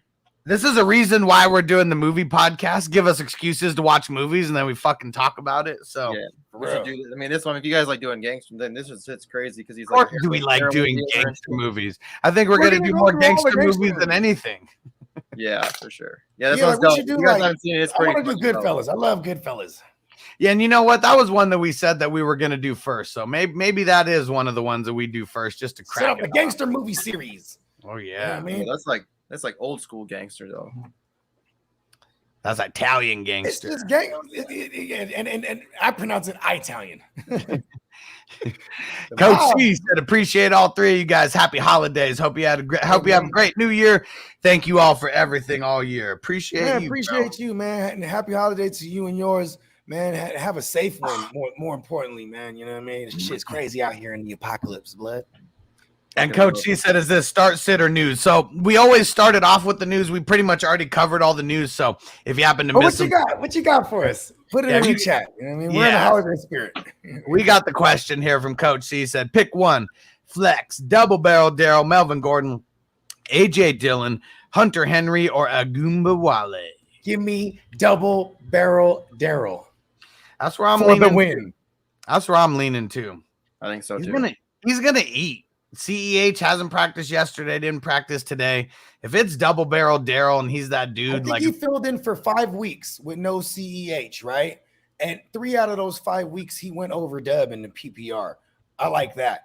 And I think this game is a back and forth game because anybody, I was just explaining this earlier. Anybody who you know, like, considering like a Derek Gore, you would need to be so confident that the Chiefs are going to be smacking them up, blowing them out, because then that's when you see Derek Gore. When it's a close game and shit like that, you're gonna see Derek Williams pile up hella receptions, bro, on top of all the work on the ground he's gonna get. I like double barrel. yeah, there's this one vampire league that I play in, so we only get one move per week, is how it was. And I remember I needed wide receivers so bad, but I just went and got double barrel Daryl. And like, if CEH doesn't play, like, man, that move like 7 weeks ago or whatever it was, like, oh man, just it would pay off prime time in this one. Right? Prime time. All right, let's see. And I didn't see how far you guys went. Where did you leave off at, JC Money? Do you remember? The I last- never know how far I Yep. go. We take it to the limits. The outer limits. There Zach we Y'all go. says, remember "Let that me in." show? He says, "Let me in with you, big dogs, for the playoffs." There we go. So Yeah, there you go. Sign so- him up. Well, yeah, Zach already told me he's in, but let me go make a note of so that'll be the first league that I create, the one with me, Bogard, JC Money, Anthony, and Zach. Really anyone requesting an ass whooping. That's who will be in this one, because Hit a rock drop. I'm just gonna Hit any kick of the rock everybody's drops right now. Anthony says you're going down. Young Hit grasshopper. every single rock drop you have right now. here we go. That's like the smackdown on your candy ass. Know your rule and shut your mouth. It doesn't matter what your name is. Who is this Rudy Poo? But there's one problem. Everybody still thinks that I absolutely suck. And then to cap it off, If you La, la, la, la, la, la. smack, is cooking. Hey, The Rock used to have the ill Versace's on, bro. The ill stunners, bro. Hey, The Rock. I The like fancy Rock. ass $500 designer shirts like that he never wore twice ever. Never. The shit was made of like silk, straight from the silkworm. Man, There were still silkworms on the shirt, bruh. All I ever wanted to do was dress like The Rock. That was it. Like, man, you knew wherever he got laced up from head to toe, like not just anybody shopping in a place like that. He had all the OGs like Godfather and Farouk and all them. They had the Nation of Domination going, and then they probably at one point were like, "Hey man, hop in the car with us, brother." Like, you know what I mean? He's like, and then it was like, you know what? Low. And they're like, "Yo, this dude is fucking. He got some. Like, listen, you're gonna be in our crew, Nation of Domination, because that's what really blew him up when he was running with the Nation first. Then he was still in the Nation, but it had his own song. You know what I mean? Yeah. D'Lo Brown and them. and then because when The Rock came, then they all started getting dipped.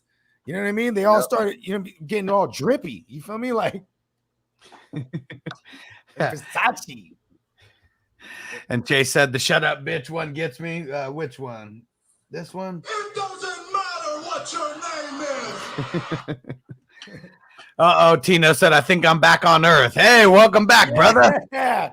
How was space, Tino? I fucking love space. I'm all over the place like space. Hell yeah.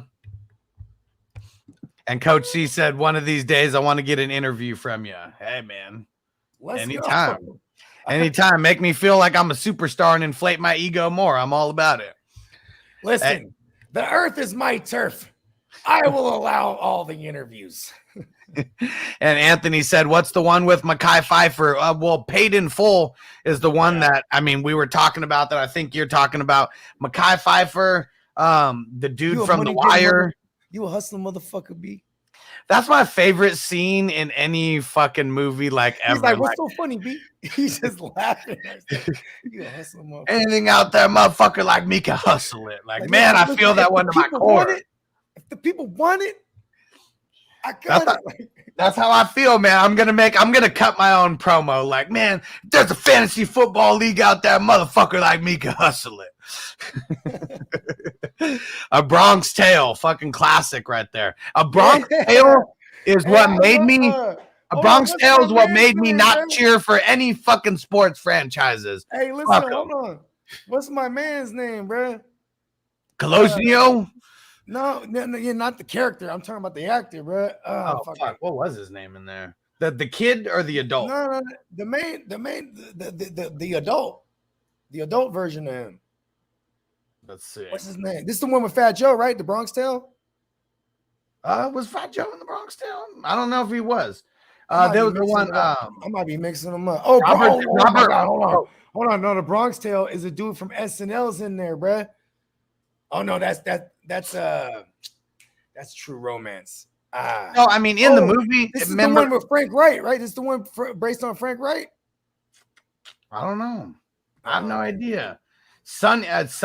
That's the Sonny's the big mob boss, and he starts off as Colosnio or Cologero, or I don't know. C is what they call him, and then it starts off from him being a little kid, and telling Robert De Niro's dad who's driving the bus, the working man's a sucker. De Niro, that was, you know what, bro? I see. Okay, we got to put this on the list. I got to watch Bronx Tale. Shit. Have you guys seen Once Upon a Time in America? I don't think so. Sounds like a hard pass. It's a long movie. It's a Robert De Niro movie. Robert De Niro and James Woods. I love James Woods. It's a long movie, but it tells you about, it's a big story about an immigrant growing up as a kid and it's all like they become big time, but it's typical Robert De Niro type movie. 1984. Never seen it. Yeah, it's an older movie, but yeah, it's long as hell, but it's crazy fucking story. It's like a book, but it's good. Robert De Niro and James. I have several children. It's hard for me to keep my attention span of things. Yeah, I understand that. I gotta put the kids to sleep and watch a long ass movie. Anthony said Uncle Buck is coming in the Dodge. Yeah.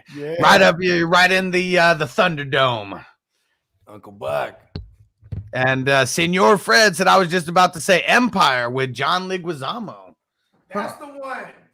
John Leguizamo. That's his name. That was killing me trying to remember motherfucker's name. I love John Leguizamo, bro. Hell yeah. Yeah, hell yeah, that's the one with Fat Joe, the Empire. That one. That one's straight. I fuck with that one. Okay, so Empire is the one with Fat Joe, huh? Yeah. Nice. Man, there's so many fucking. I'm really going to enjoy doing this movie podcast because we're going to be able to open up some can of worms on some movies that I've never fucking seen. And I hate all 50 Cent movies. Yeah, 50 Cent's not that bad, man. Come on. I hate them all. Fat Joe and Treach. There we go. You show me a 50 Cent movie and I will hate it. Yeah, Clockers with Mekhi Phifer. Yeah, that's a good one. Clockers, that one's tight. That's a Spike Lee one, isn't it? I think so. Yeah, I know it had a black director for sure. It is one of the prominent ones, if not Spike Lee. Definitely a slower movie too. You know, one of those ones that you got to kind of sink into your seat there with the whole story. I got a throwback one right here for y'all. Y'all remember Fresh? With the kid. Okay, look it up. It's so I was late on this one. One of my mans put me on this, and then he was like, "You never seen it?" This is like probably like 4 or 5 years ago. I was like, "Nah," and then I saw it on we had it on one of the Samuel Jackson's in it. Yeah, and bro, it's a little kid and his homie. And his homie, he got this Hispanic homie, and they're little kids, and the Hispanic homie like, yeah, we're gonna bust some dope moves. We busting dope moves. They're in New York, by the way, right? But like, listen, they were busting moves, bro. And then the kid, the Mexican kid, or the Hispanic kid gets smoked, and the shit gets real. Like, you know what I mean? Like the little kid holds it down though. Like, they actually got pretty good ratings. It's really good. It's like an 88% on Rotten Tomatoes. That's pretty good. I slept on that. I wasn't aware of Fresh. Yeah, that's pretty good. We're gonna need to get a big list of all these, man. Because fuck, I've been just like looking them up on Google and then switching it. And I've already forgot all the ones that we talked about. Man. Oh yeah, Bronx Tale. That's for me. I gotta, you know what I'm saying? I gotta watch that because if it's a gangster movie that I haven't seen and it's good, I'm tripping. I gotta see that shit. Yeah, I know. I had. Yeah, here we go. Hold on. Let's go down some of these real quick. Shit, and so I have started a list of movies to watch. Yeah, because we've had this conversation. Fresh is on here. Fresh is literally on here. I haven't fucking watched it. All right, so The Empire with John Leguizamo. Yeah, hey, he's good in there, bro. That one's good because I love John Leguizamo, and it's like. He's always been a funny motherfucker, but he's a serious ass actor. He's a thespian. Ooh, Tino, blood in, blood out, man. Oh, hell, Vatos Locos for life, eh? One of my fucking favorite movies ever. I remember that was the first time I was like, damn. Blood in, blood ooh, out. I was like, ooh, I love Heinz. Yeah, jugs. I was like, ooh, Heinz. I must have saw that when I was like 8 or 9 years old, bro. Yeah. That's a good one, Tino. Tino's another one of my birthday twins. Yeah, that's a fucking amazing movie. Menace to Society, fucking classic. Yeah, obviously classic. Menace, Dude, boys. Don't be a menace to South Central while drinking your juice in the hood. That's another good one. I love that. Funny. That movie's so good. That, bro. It's so funny. I fucking love that shit. Wayne's brothers are so funny. The funniest shit in that well, I mean, the grandma smoking they're that like, fucking doobie. But when he's when Ashtray comes in, Ashtray, you little motherfucker, and come on, motherfucker, I bet you still hit like a bitch, and, and fucking cold clocks her. And she gets up, you still hit like a bitch, motherfucker. Oh shit! That shit's fucking classic. Smoking with the Uzi and the high tops. He pulls out the fucking. Nah, he's like with the high tops. Hold on, he goes, man, pour it out for the dead homies over the fence. Yeah, they're fucking all dead right there. All the motherfuckers sagging their pants. Dude, the best part of the show, like all the motherfuckers sagging their pants, and the one dude's got his pants all the way to the ground. Like, look at that motherfucker getting freaky on the dance floor. They're literally fucking on the dance floor. Oh. And oh man, when they were having sex is still the funniest shit. Like she taught me about all types of things. Taught me about foreplay, because who needs foreplay when you're jacking off? Yeah. And then he brings out the hot dog. Oh, food, that's a baby's lunch. Bro, okay, Shatas. All right, Shatas is a classic. Definitely. Shatas is dope because You know what's funny? Is my man's back in the days, he had a DVD of it. He said, you can have it, bro. I have hell of them. And then like somebody, I think it was you, Hus, that told me like that's like the most bootleg video ever in like history. Yeah. Hell yeah. I was like, oh shit, I got it because it was bootleg. I gotta revisit that. That's a good one too. TD was the one who put me onto that. And it was wild because I ended up being in a clubhouse session, and the director of Shathas was in there talking all types of isms about the whole movie and how like he said that there was motherfuckers in Jamaica who hadn't come out of their house and gone down a hill in fucking like 20 years or whatever, but because they got the okay to do the movie from all the gangsters, it was like a safe space for literally anybody. Like nothing was happening bad around that that shit. The shoot, the around the set. There you go. Yeah. So man, that's just that's some wild shit, man. That's hey, we're doing Playmakers tonight, huh? What? We're doing Playmakers tonight, huh? Yeah. Hell yeah, I'm about to eat some mushrooms. What time are we starting Playmakers at tonight? Like regularly scheduled time, but on Thursday instead of Wednesday. So yeah, the 6:30. 6:30 Pacific, 9:30 6:30 Pacific. Yeah. 9:30 Eastern. American History X. Man, I mean, crazier like listening to movie podcasts and these interviews and shit. I didn't know that fucking what the fuck's his name? Edward Norton. He fucking like edited this movie and like he was like I heard the story of someone. I heard him on Joe Rogan talking about it where So the dude who was getting him into the movie Rounders, like he was trying to talk to him about this shit, and he's like, come over to my house. I'm editing this movie right now.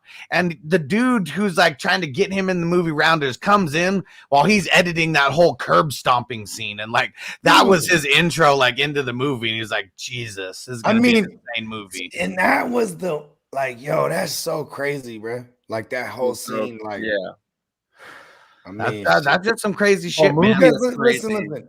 What's crazy is because you feel it from both sides, right? Like, obviously, he's a racist.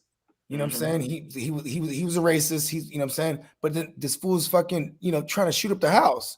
You know what I mean? So it's like they were going to jack his car, not shoot up the house. That's what it was. That's right. Oh yeah, but still, he was racist. He's like, oh, and they're black. Like, yeah, he was. Like, you already know, no matter who was out there, he was getting his gun. But yeah, the level that he took it to is just like, I mean, that's not that movie is not for the faint at heart. That's for sure. No. I mean, it's something that the whole message and everything, black and white scenes, like when they go to the black and white, like it's you know what I mean, like it's the whole.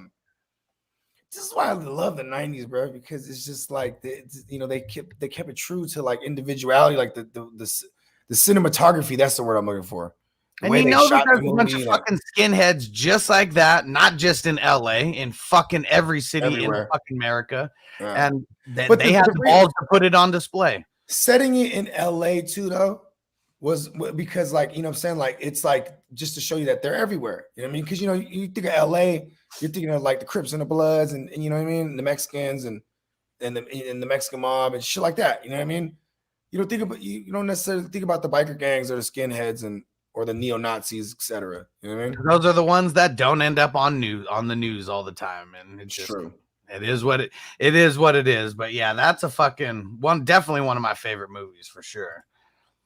Anthony shouted out Donnie Brasco. Man, I really I can't remember what the fuck Donnie Brasco is about, and I've seen it. I have it. So it's all the homies, bro. It's Pacino, who plays Lefty. This is based on a true story too. Pacino plays Lefty. Then you have Johnny Depp. Oh wait, you know what? I do remember Donnie Brasco. I'm tripping. I'm thinking of Donnie Darko. He's the undercover. He's the undercover agent, and he infiltrates the mob. The only person ever to infiltrate the mob. Mm-hmm. So you guys have he got it in. Like he was in so deep that he was getting it in. Like he was made. You know what I mean? Yeah, he was made he got in that. I think he was as close as to the mob as you could get without being made. Oh, that's what it was. That's what it was. And if you ever, anyone who ever goes to Vegas, like the mobster museum that they have, like there's so much fucking history in there. It's the old courthouse and everything, and they got a whole fucking section just for Donnie Brasco and all that shit. That's how fucking notorious he is. They do have a podcast about it also, and I've listened to the first episode. It's pretty long, but that's one that I want to go back and definitely revisit. Yeah, I don't know why I was thinking Donnie Darko when I saw Donnie Brasco. Donnie Brasco is a classic. And Craig said Shatas is a classic gangster Jamaican movie. Yep. Yes, it is. It's the same dude that's in Belly, the Jamaican gangster. It's like him in that movie. Yep. And Tino shouted out Belly right there. Anthony said Hoodlum. What is Hoodlum? I've never heard of that one. 1997. Lawrence Fishburne and Tim Roth. What? Let me add this to the list. Crazy. Nuts. Andy Garcia's in it too. What? Hey, Donnie Brasco is one of my favorite ones, though. You know what I mean? That's right. He's like, what forget about it mean? Yeah, I was gonna say I have a whole mixtape. If y'all want to go check it out, it's on SoundCloud. It's Bogard Scott Free, starring as Johnny Salami in the Forget About It mixtape. And it starts off with that intro with a chop from that movie where he's like, what's Forget About It? He's like, forget about it. It's like, like if you like something like, oh, Moningo, those peppers, forget about it. Or it's like, a Lincoln better than a Cadillac, forget about it. Like, like when you disagree, like, he's like, it's all, it means everything. You know what I mean? I was like, yeah, hell yeah, I'm putting that in the shit. And then sometimes it just means forget about it. The dude laughing. Could you imagine, like, out of all the shit that's going on in his life, and now he's got to explain forget about it to these square asses. Right? Like, they don't fucking know how deep he's in there. No. Like, what was funny, too, is when they go to the restaurant, he's like, you have to take your shoes off. And he's like, fuck that. And he's like, they're all doing it. He's like, come on, Donnie, take them off. And he's like, but he has the recorder on his ankle. So he's like, hey, now fuck that. He's like, I'm an orphan because of his kind killed my dad in the war. And they're like, oh, and he's like, hey, yeah. Then they get all mafia. Like, you know what? Yeah, you're right. Taking off his fucking shoes. Taking off a fucking shoes. You know what I mean? They take it. No, you must take. It's tradition. Bro, they pushed it into the bathroom, and then they're stomping him out, and Donnie didn't want to do anything. But then when the dude gets up, he hits Donnie, and Donnie's like, fuck that. Starts putting the boots to him. Because he feels bad, but fuck that. I mean, but he's like, what's he going to do? Reveal himself and get killed? Yeah, and then the next scene is him, taking the tape out, and he's just like, you know what I mean? Just like, fuck, I think I need to get rid of this tape. You know what I mean? Like the blood on his shoes and shit. Yeah, or whatever. This is not the tape I'm going to use. That was that. I mean, it got to a point where it was kill or be killed. For him, like there was no in between. There's no fucking in between. He's like, I ain't wearing no motherfucking wire ever again after that. And a blood oath is, you basically you do a hit. You know what I mean? So remember in the end, they were like, they're gonna open up the books for you. You do this, and we got him. We know where he's at. You know what I mean? Blood in, blood out. Yep. And he was right there about to do that shit, but luckily the D's was on him. You know what I mean? Yeah, that was so fucking close to that. That's for sure. Untouchables, yep, classic. And he's like, don't tell him nothing, Donnie. Oh yeah, Untouchables is good. Hey, you know what's crazy? Yo, when Sean Connery, bro, when he gets hit up with the typewriter, you know what I mean, with the Tommy gun thing. Yeah. And he's just he's like, I'm like, how's he still alive, bro? He's still alive to say a couple more things. You know what I mean? They hit him up with like 50, bro. They hit him with 100 drum. Anthony said kids. Man, this it's crazy because I didn't know about this movie Kids until fucking what was that? For real? Well, the Eminem song and Dr. Dre. Man, ain't you ever seen that one movie Kids? Mm-hmm. That was how I fucking learned about that and had to watch it. Like, no, I haven't never heard of that movie. I think I was in 8th grade. Or it might have been like 6th grade when that movie came out, but maybe even 8th grade. Either way, you know what I'm saying? I had hella skater homies too. I mean, everybody skated. You know what I'm saying? And that scene where they're just beating that fool up with the skateboards. Yeah. And like, 'cause I've seen that happen before. I was like, that fool's he's gone. You know what I mean? Like, that was just whoa. And then also like in the 90s, the content of it, you know, that they dealt with the girl who had AIDS, and it was just like that shit was deep. Watching it as a kid, like whoa. And then like Casper's ass, like you don't even know what the hell's going on, and then like that's what you do, and like man, like the karma of everything is just full circle in that movie. Fucking insane. And the main girl, no, maybe not the main girl, but not the white girl, but the other one. Man, she's been in a bunch of movies like since then. I think she might have been the most famous out of everybody to come out of that movie. Rosario Dawson, that's her name. There you go. Yeah. City of God. I can't watch. It's so hard to watch movies. It's so hard to watch subtitles for me. You know what's crazy? I've seen that movie a bazillion times, and I don't know what it's about, but it's some gangster. Other than some gangster shit from Brazil. That's it. Like, back in the days when that shit came out, like, we'd be in the studio. Like, when you go to a studio, they'd always have like Scarface or like just some kind of gangster movie on. And I remember my man's studio always had City of God. You know what I mean? The Favela, is that the name of the city? I can't remember. Was it about Rio? I forget which city in Brazil, but gangster shit, bro. Yeah, and Tino said, "Damn, kids is so sad, bro." I know, because it's like, I mean, because they got to show the real side of shit. It fucked me up as a kid. Like, whoa, this shit's crazy. Because I watched it when I was a kid.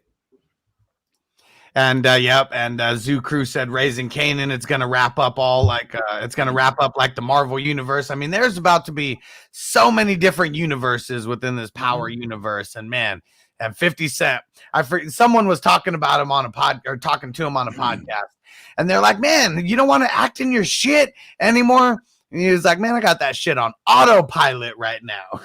Collecting checks, and I don't even got to act in it anymore. The whole story is building around however many scenes he was in. Like, I mean, it's not like he was in every single scene of every episode or anything. Just the whole nostalgia and story about him. Like, he never has to act in any of them. That's a good gangster story. It really is, because his character stayed true. When what's his name? Ghost. Ghost's kind of a bitch if you think about it. You know what I mean? Yeah.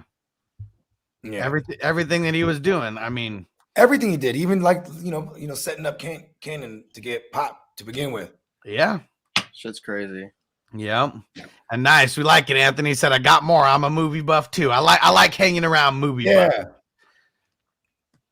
And Coach he said, "Hustler, I'm a diehard wrestling fan, and I just watched the stream from 9 months ago for the all-time wrestling fantasy draft. Great video. Hell yeah!" Oh, I remember. I wanted to be on that so bad. That's so awesome, man, that we can create. We gotta redo that. We gotta do that. Oh yeah, because I think just being a one-on-one draft, that's kind of what fucked me up a little bit. It's I tried to outthink things, and I was trying to get into Hollywood's head, and I just wasn't. I failed at that draft, even though I came away with a nice little 1A people. The 1A, 1B. Stone Cold and The Rock. Yeah. That's it. That's it. Oh, Craig said Running Scared, starring Paul Walker, is straight fire. I don't think a lot of people fucking know about that movie. Yeah, that was a low-key one, bro. That's good. Hey, that's a good one right there. That shit's a fucking wild ass movie. That shit takes so many fucking twists and turns. Fuck. If you haven't seen that shit'll make your head spin the first time you fucking watch that. The gangster shit at the end with the ice hockey and all that, and that'd be some scary shit right there. Let me see. And Ronald said Kids was a good movie. It was true to life. I mean, that was definitely an art piece, and hopefully it woke some kids up seeing that movie before they did some fucked up shit in their own lives. And then man, obviously, going back to the mob shit, you know what I mean? Casino, classic, you know what I mean? Oh, yeah. Goddamn. If it's got Scorsese attached, you already know it's fucking classic. Even Departed because even though it was I a play, fucking love that. Crazy it good. was a play on. It was a play on the actual story. They didn't have the names and nothing like that, or they actually, because then they eventually came out with Black Mask, Johnny Depp, where it was more true to the story. You know what I mean? The actual story. Because I love shit that's based on true stories, bro. Yeah. Y'all ever fucked with the movie was trash, the Iceman, but like the story about Richard Klansky, y'all know about him? I've never heard of that. He was a Polish guy, but he worked for the Italian mob as a hitman, bro. He killed hella fools. Like he did like over 100 jobs, like known. You know what I mean? Dude was a crazy ass beast. I definitely For the money think he earned. I definitely think he earned his nickname, the Iceman, with over 100 hits, known hits. Well, this is what he would do too. The reason he got the Iceman name because he might do a job, right? He'd be like, "Hey, yo," he'd be like, "Okay, I want you to really do him good, but I want him to go missing first." You know what I mean? And then in a couple weeks, I want his body to pop up. You know what I mean? So he had a fucking ice truck or ice whatever the fuck. So he just had his motherfuckers on ice, bro. Oh, you know what I mean? Then like weeks later, let me keep this motherfucker on ice, taking it to a whole literally. And then he would dump the body out in the middle wherever he was instructed to, because it was like a mob war in the 80s. You know what I mean? So it'd be like this, and I need you to go over there and kill Johnny 2 feet. You know what I mean? When the 5 families weren't fucking around. Fuck no. We got one fantasy question here, so we'll do this. Let's do that. I love talking the movies though, and said need a running back in a flex. Darrell Williams, Elijah Mitchell / Wilson, so he's got both.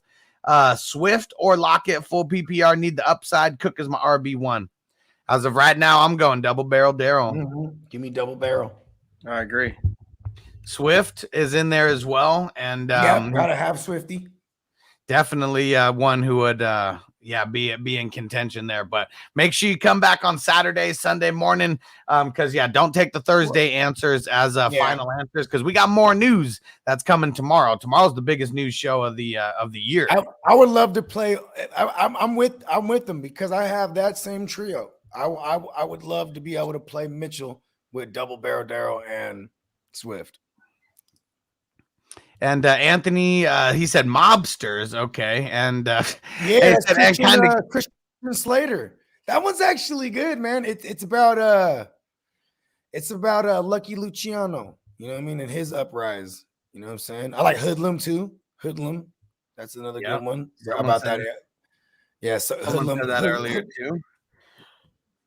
Yeah. Then he said True Romance with Christian Slater also. Fucking love that movie. That's what when he's telling them all about how Italians are you remember he's telling them about how they have how anybody who's a Sicilian has African blood running through them too.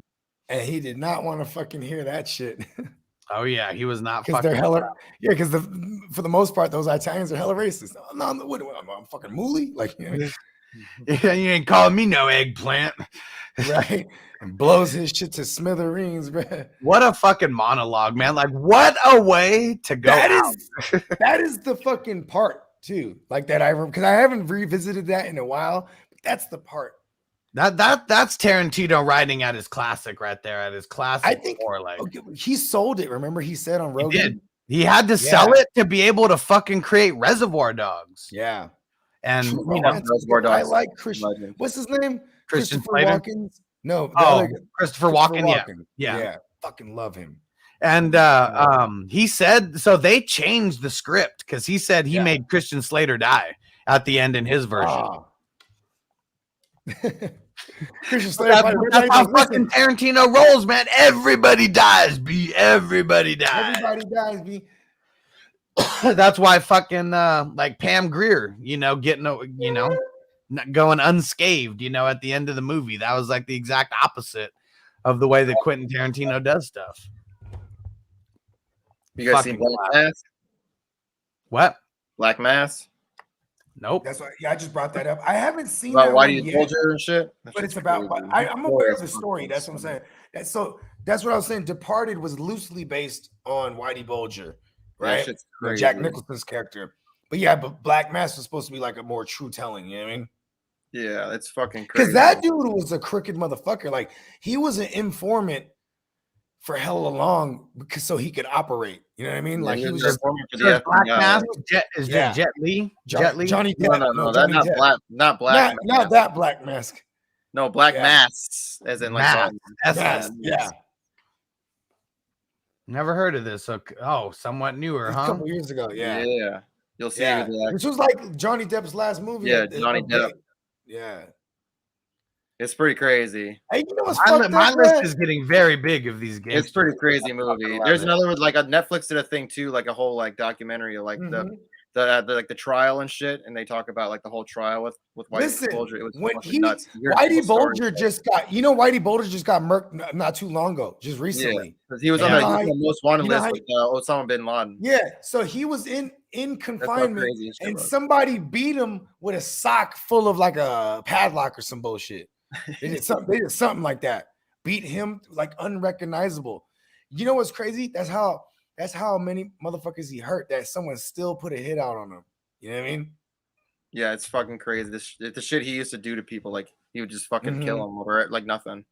Well, I guess that wasn't really nothing, but And Anthony said, you guys got to watch Shot Caller on Netflix. So I don't have Netflix anymore, but I got my my jailbroken Fire Stick. I can watch anything.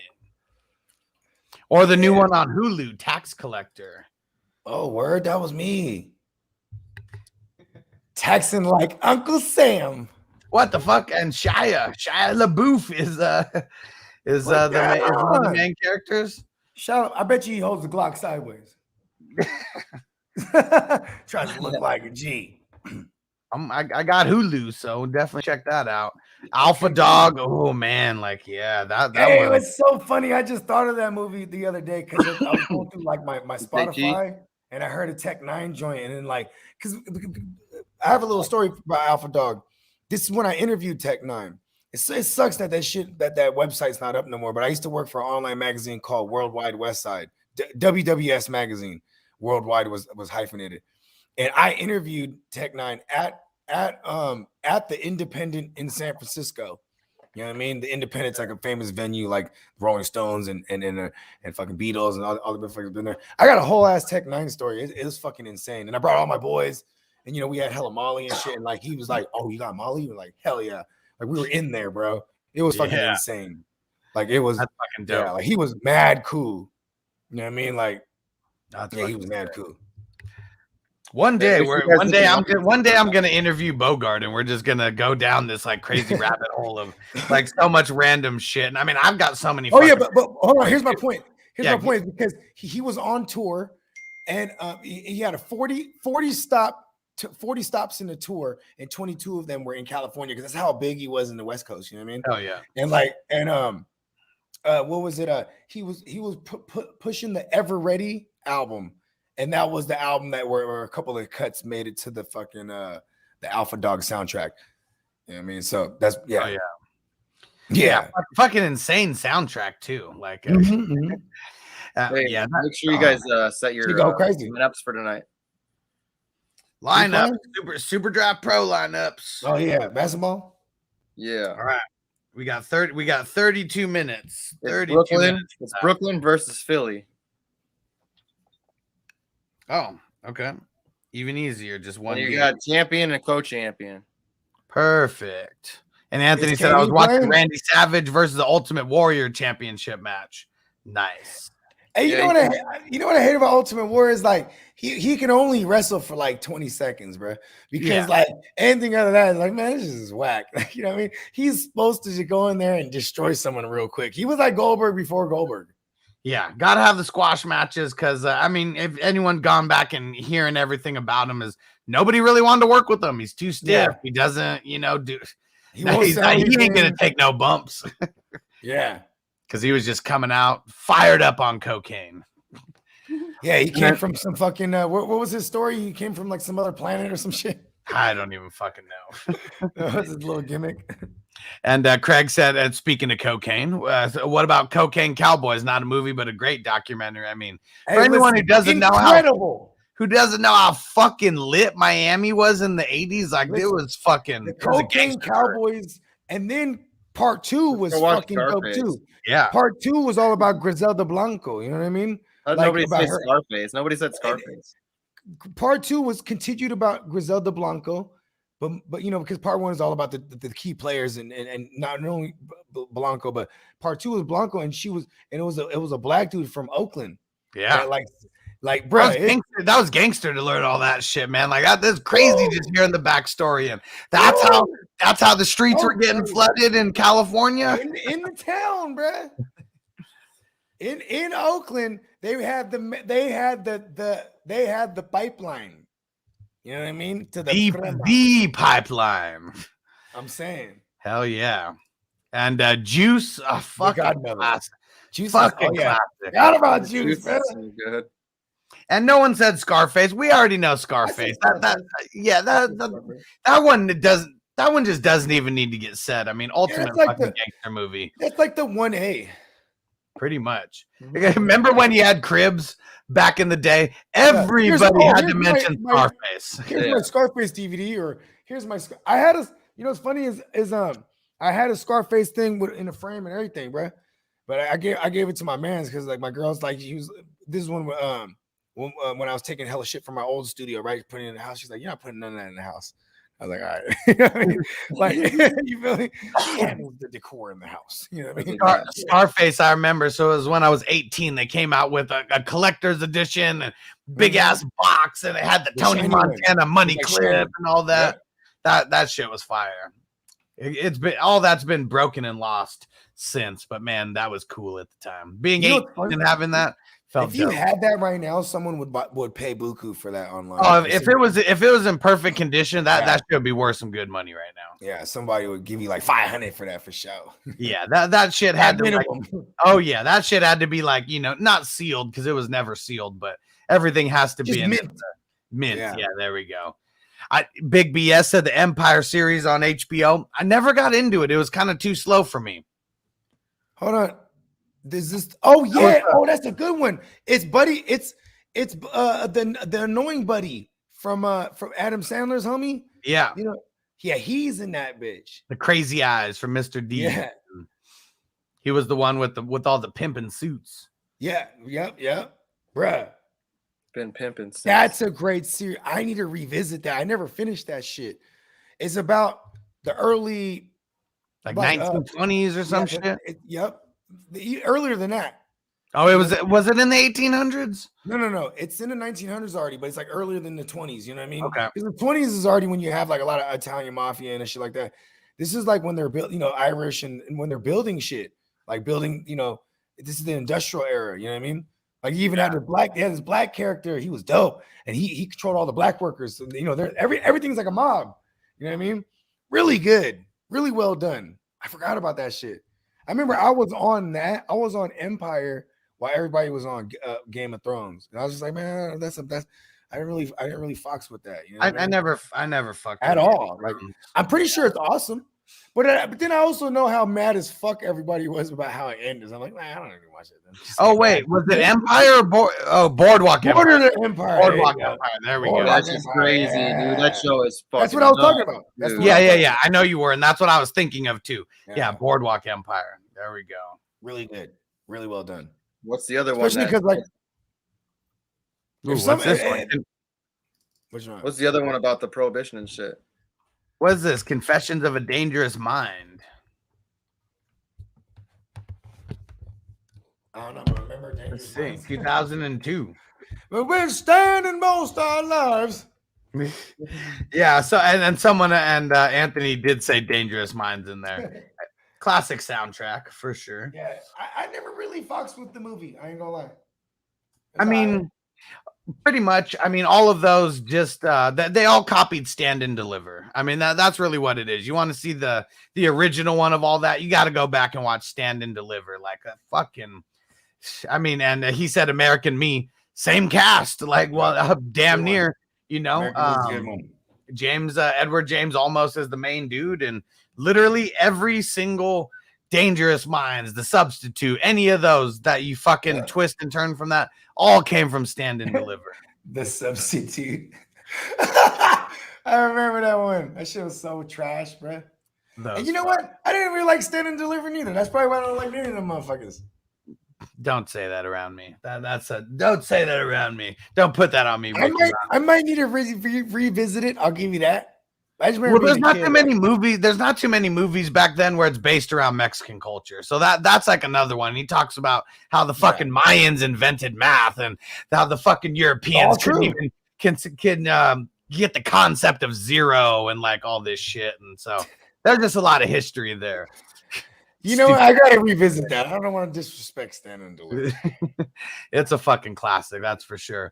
And Anthony said True Romance was a good movie. It's a little lovey-dovey. I mean, they mix it in there. I mean, the movie's called True Romance. And when he confronts the pimp is a badass scene. Like, what is his name again? Because I cannot think of it off the top of my head. But what a fucking performance that he'd Gary Oldman, right? Fuck, man, like so the white badass dude in that movie. Yeah, with the dreads and shit, and you can't even tell who the fuck he is, you know. And how about Brad Pitt being the stoner on the couch? That's fucking hilarious. That was before Brad Pitt was Brad Pitt, bro. Oh yeah. Yeah, 1993 Brad Pitt. Just a stoner on the couch. That was his role. Hey, what really put him over, dude? I'm trying to think now, man. What really put him over? Let me see. Like, there's got to be one where he starred. I know I can name so many. I just don't know which one was the one. I literally got to pull up the list of it because I don't remember. So I know there was one. I mean, he's in Thelma and Louise, you know. Like, okay. I mean, that was the one that put him over. But then he does Interview with the Vampire. There it is. That was the one that put him over. The Interview with the Vampire. Because he got in there with Tom Cruise.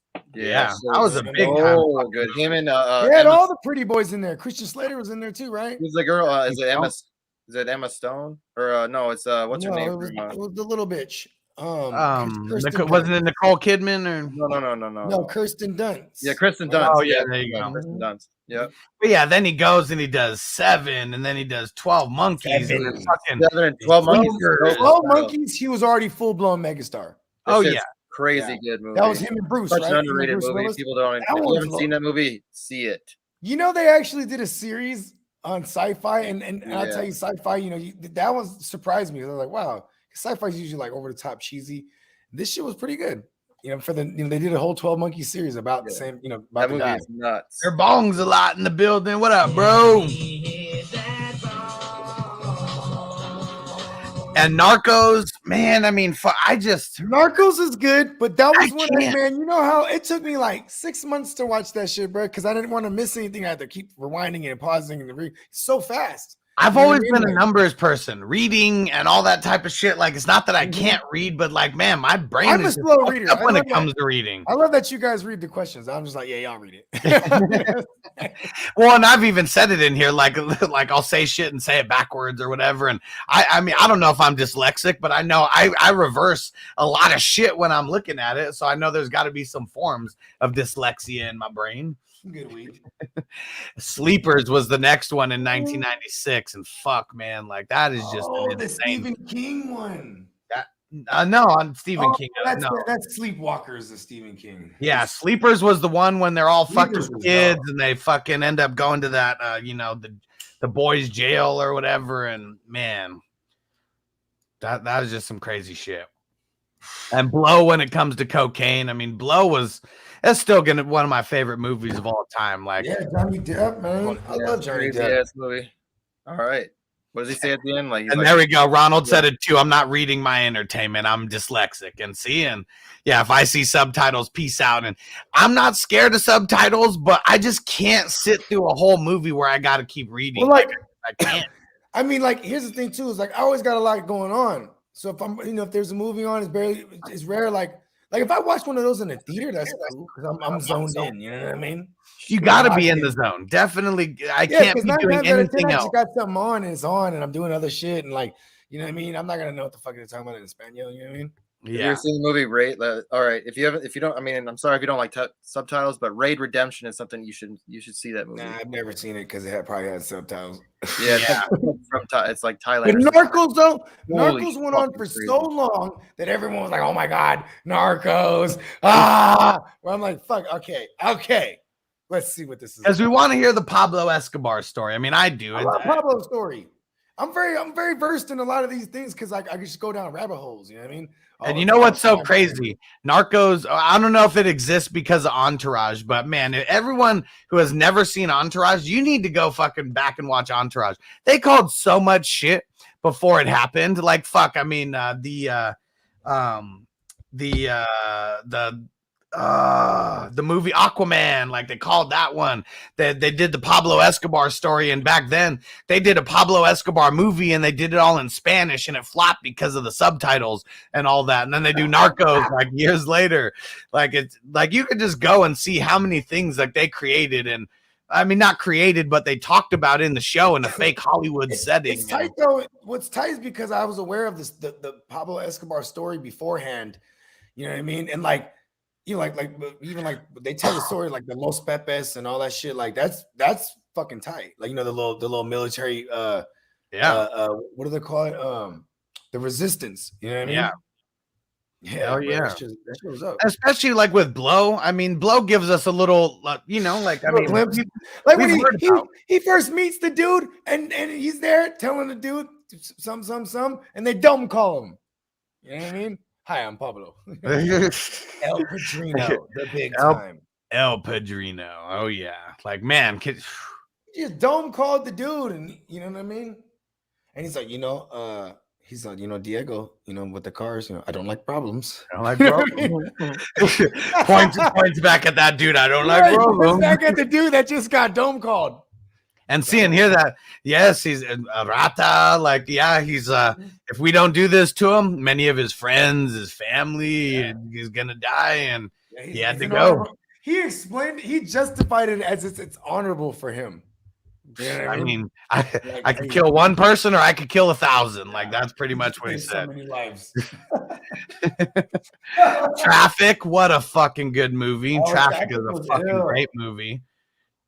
White Boy Rick, even though I mean, I saw White Boy Rick. That's the one with my man. My man from he plays the dad, Matthew McConaughey, right? Matthew McConaughey, yep. Yeah, bro, I saw that recently. That was funny. I like that movie. I mean, it's crazy how I mean they depict Detroit well. Oh, they do. Yeah, because you had the one white, there was always the one white kid getting it in, bro. And what's his name? Like the other dude in real life, the one who was serving him up with all the blow and everything and the kilos. Like he goes out and he was like, they're making White Boy Rick look like he was a real kingpin. And like, he got caught with the grip of blow, but it was the whole connection to like politics on why he was still in fucking prison and all that shit, and why everything that came out because of it. It was all the political ties. And the story just grew bigger and bigger and bigger, like him just being locked away for that long. I ain't gonna lie to you. I knew the story of White Boy Rick before the movie. Because I mean, shit, like fucking Kid Rock talks about White Boy Rick in one of his songs. But here's why I watched it, because I love Matthew McConaughey. I was like, let's give this a shot. That was what sold me. I went and saw that in the movie theater. Matthew McConaughey is that motherfucker, because he's one of the goats to me. I love Matthew. He's the same guy in every movie. All right. And so, man, I love hearing McConaughey's interviews. If you haven't heard like some of his interviews on podcasts, the one when he's on Pardon My Take, fucking great. That was my probably the favorite one. It's the one. And hearing his story about how the about these high school girls, man, and how he knew that was his coming out party. Like he knew that was the line that if he delivered that right, he's probably set up for life. And then I went back and watched the movie. You look at it, like they totally pan away from him and everything. He like takes a step out in front of everyone, grabs that belt buckle, and like, man, delivered the shit out of that line. He said that character was based on his big brother. Yeah. Because like Even cooler. Yeah, he would be in. He's like, I always looked up to my belly. He was so cool, man. You know, smoking a cigarette and hanging on the wall with his knee. I think he talks about it in there, right? In that, Yeah. That's where I heard it all. in that interview. Yeah, Hell yeah. yeah. Yeah. If you haven't heard the part of Really my take good. Matthew McConaughey, like, oh man, that is a fucking epic. Being from Texas, he was a Redskins fan. And he would go to the home game at Dallas when they played the Redskins, and he would be in all burgundy, like he would paint himself, and he'd be out there in the fucking loincloth and shit with a fucking thing. He said he went to what was it? When he went to an away game one time, which is a Redskin home game, and then he said he was on the sideline. He scooped up the red dirt and he had it in a jar or something like until his day. Yeah. I love Matthew McConaughey, bro. He's the fucking man. And every time I don't know how many times he's gone on Monday Night Football, but like just that energy that he brings. Like I remember even Ray Lewis was like, all right. Like everybody fucking loves Matthew McConaughey. The big Longhorns fans. He's always at their games and shit too. Yeah, Right. he gives them like pep talks. Like, you know what I mean? Like they'll be like, it's like, the things are going bad for the team on the half, and he'll just go in the locker room. All right, coach, let me say something to him. You know what I mean? Like, he's Let me that give him guy. some isms. And fuck, like, oh man, just He goes in there real serious. All right.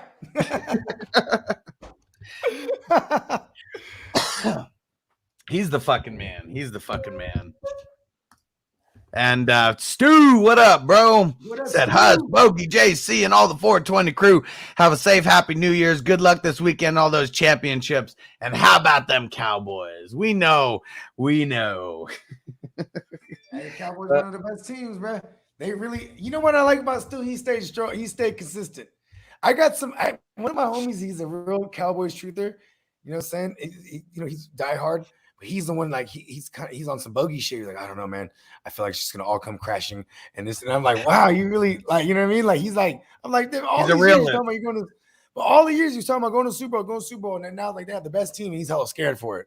I'm like, the fuck Because he knows every fucking year. I don't care. I mean, you got to go back to like 1995 and 94 and all that, but to when this wasn't true. Cowboys have had some really good fucking teams along the way, and they always fucking blow it when it means the most. And that hurts more than being a shitty ass team. It really does. Because when you think you got the hope. Let's see. And let me see. Big BS. Blow made me hate Penelope Cruz for life. Bro.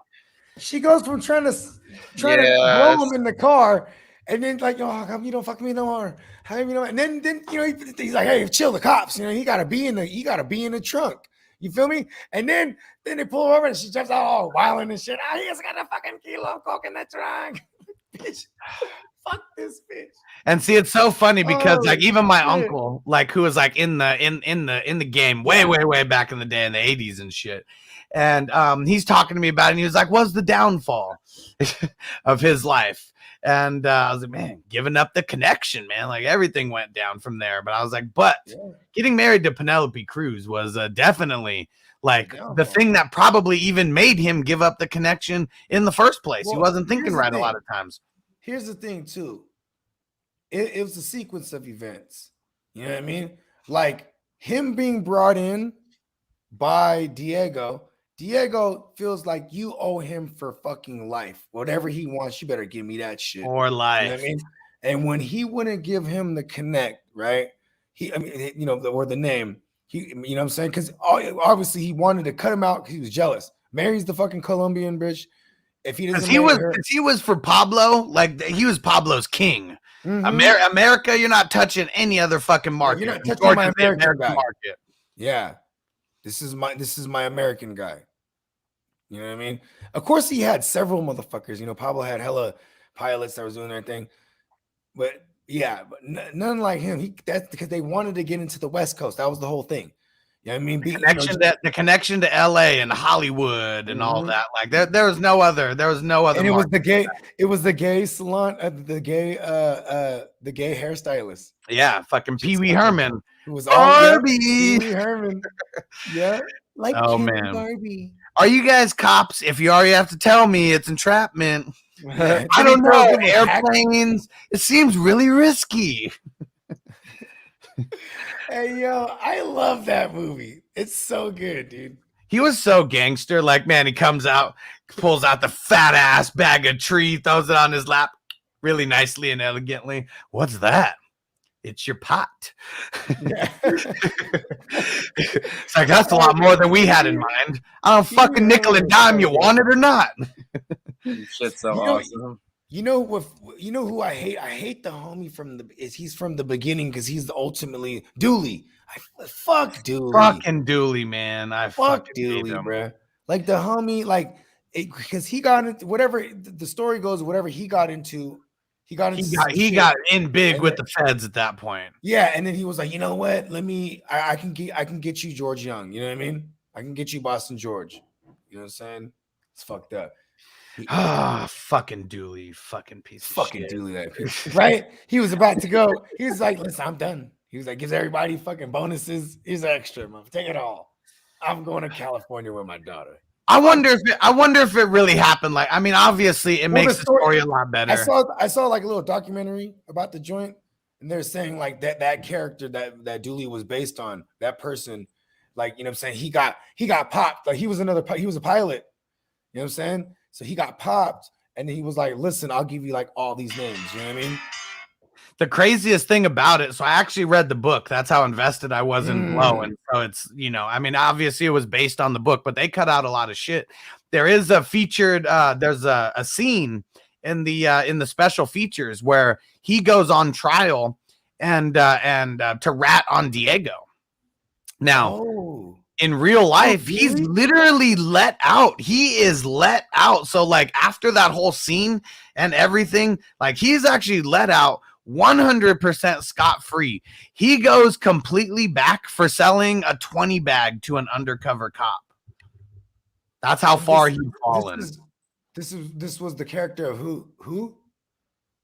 George was completely let out of prison. Diego. He did rat on Diego and he got let out. All charges dropped. Literally a clean slate. Nothing on his fucking record because Diego went down for so fucking much. Diego got like 5 life sentences and like hundreds of years, like because of all the shit that he was running.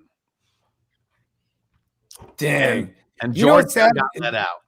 Is most of them end up like that, man. You know, like the George Lucas's, the fucking, you know what I mean? There's always a point where they just fucking they snitch.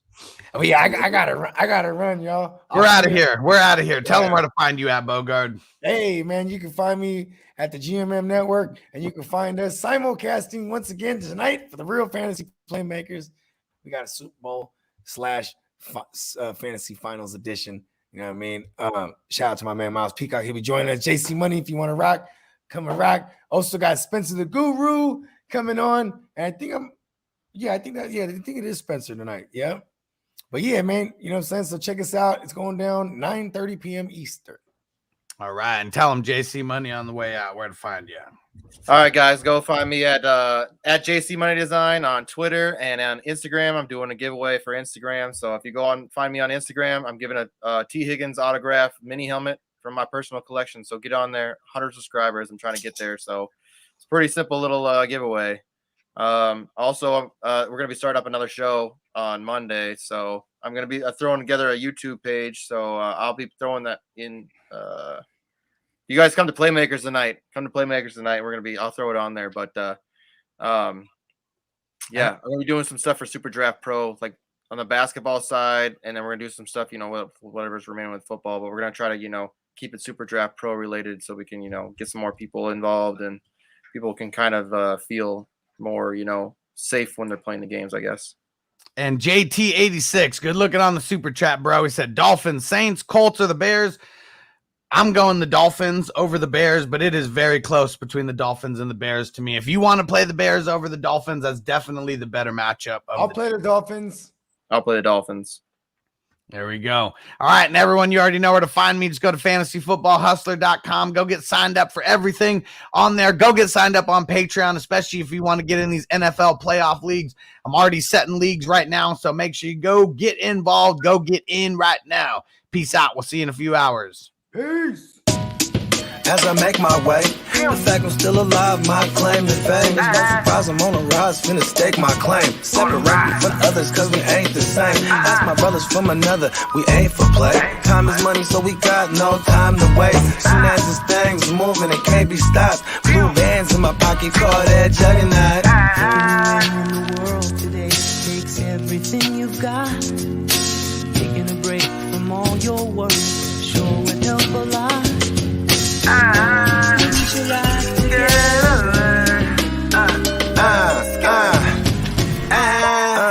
You know the stat quo. Finna get a bag, bustin' down that blow. Out of East Side Ho, where they know my name.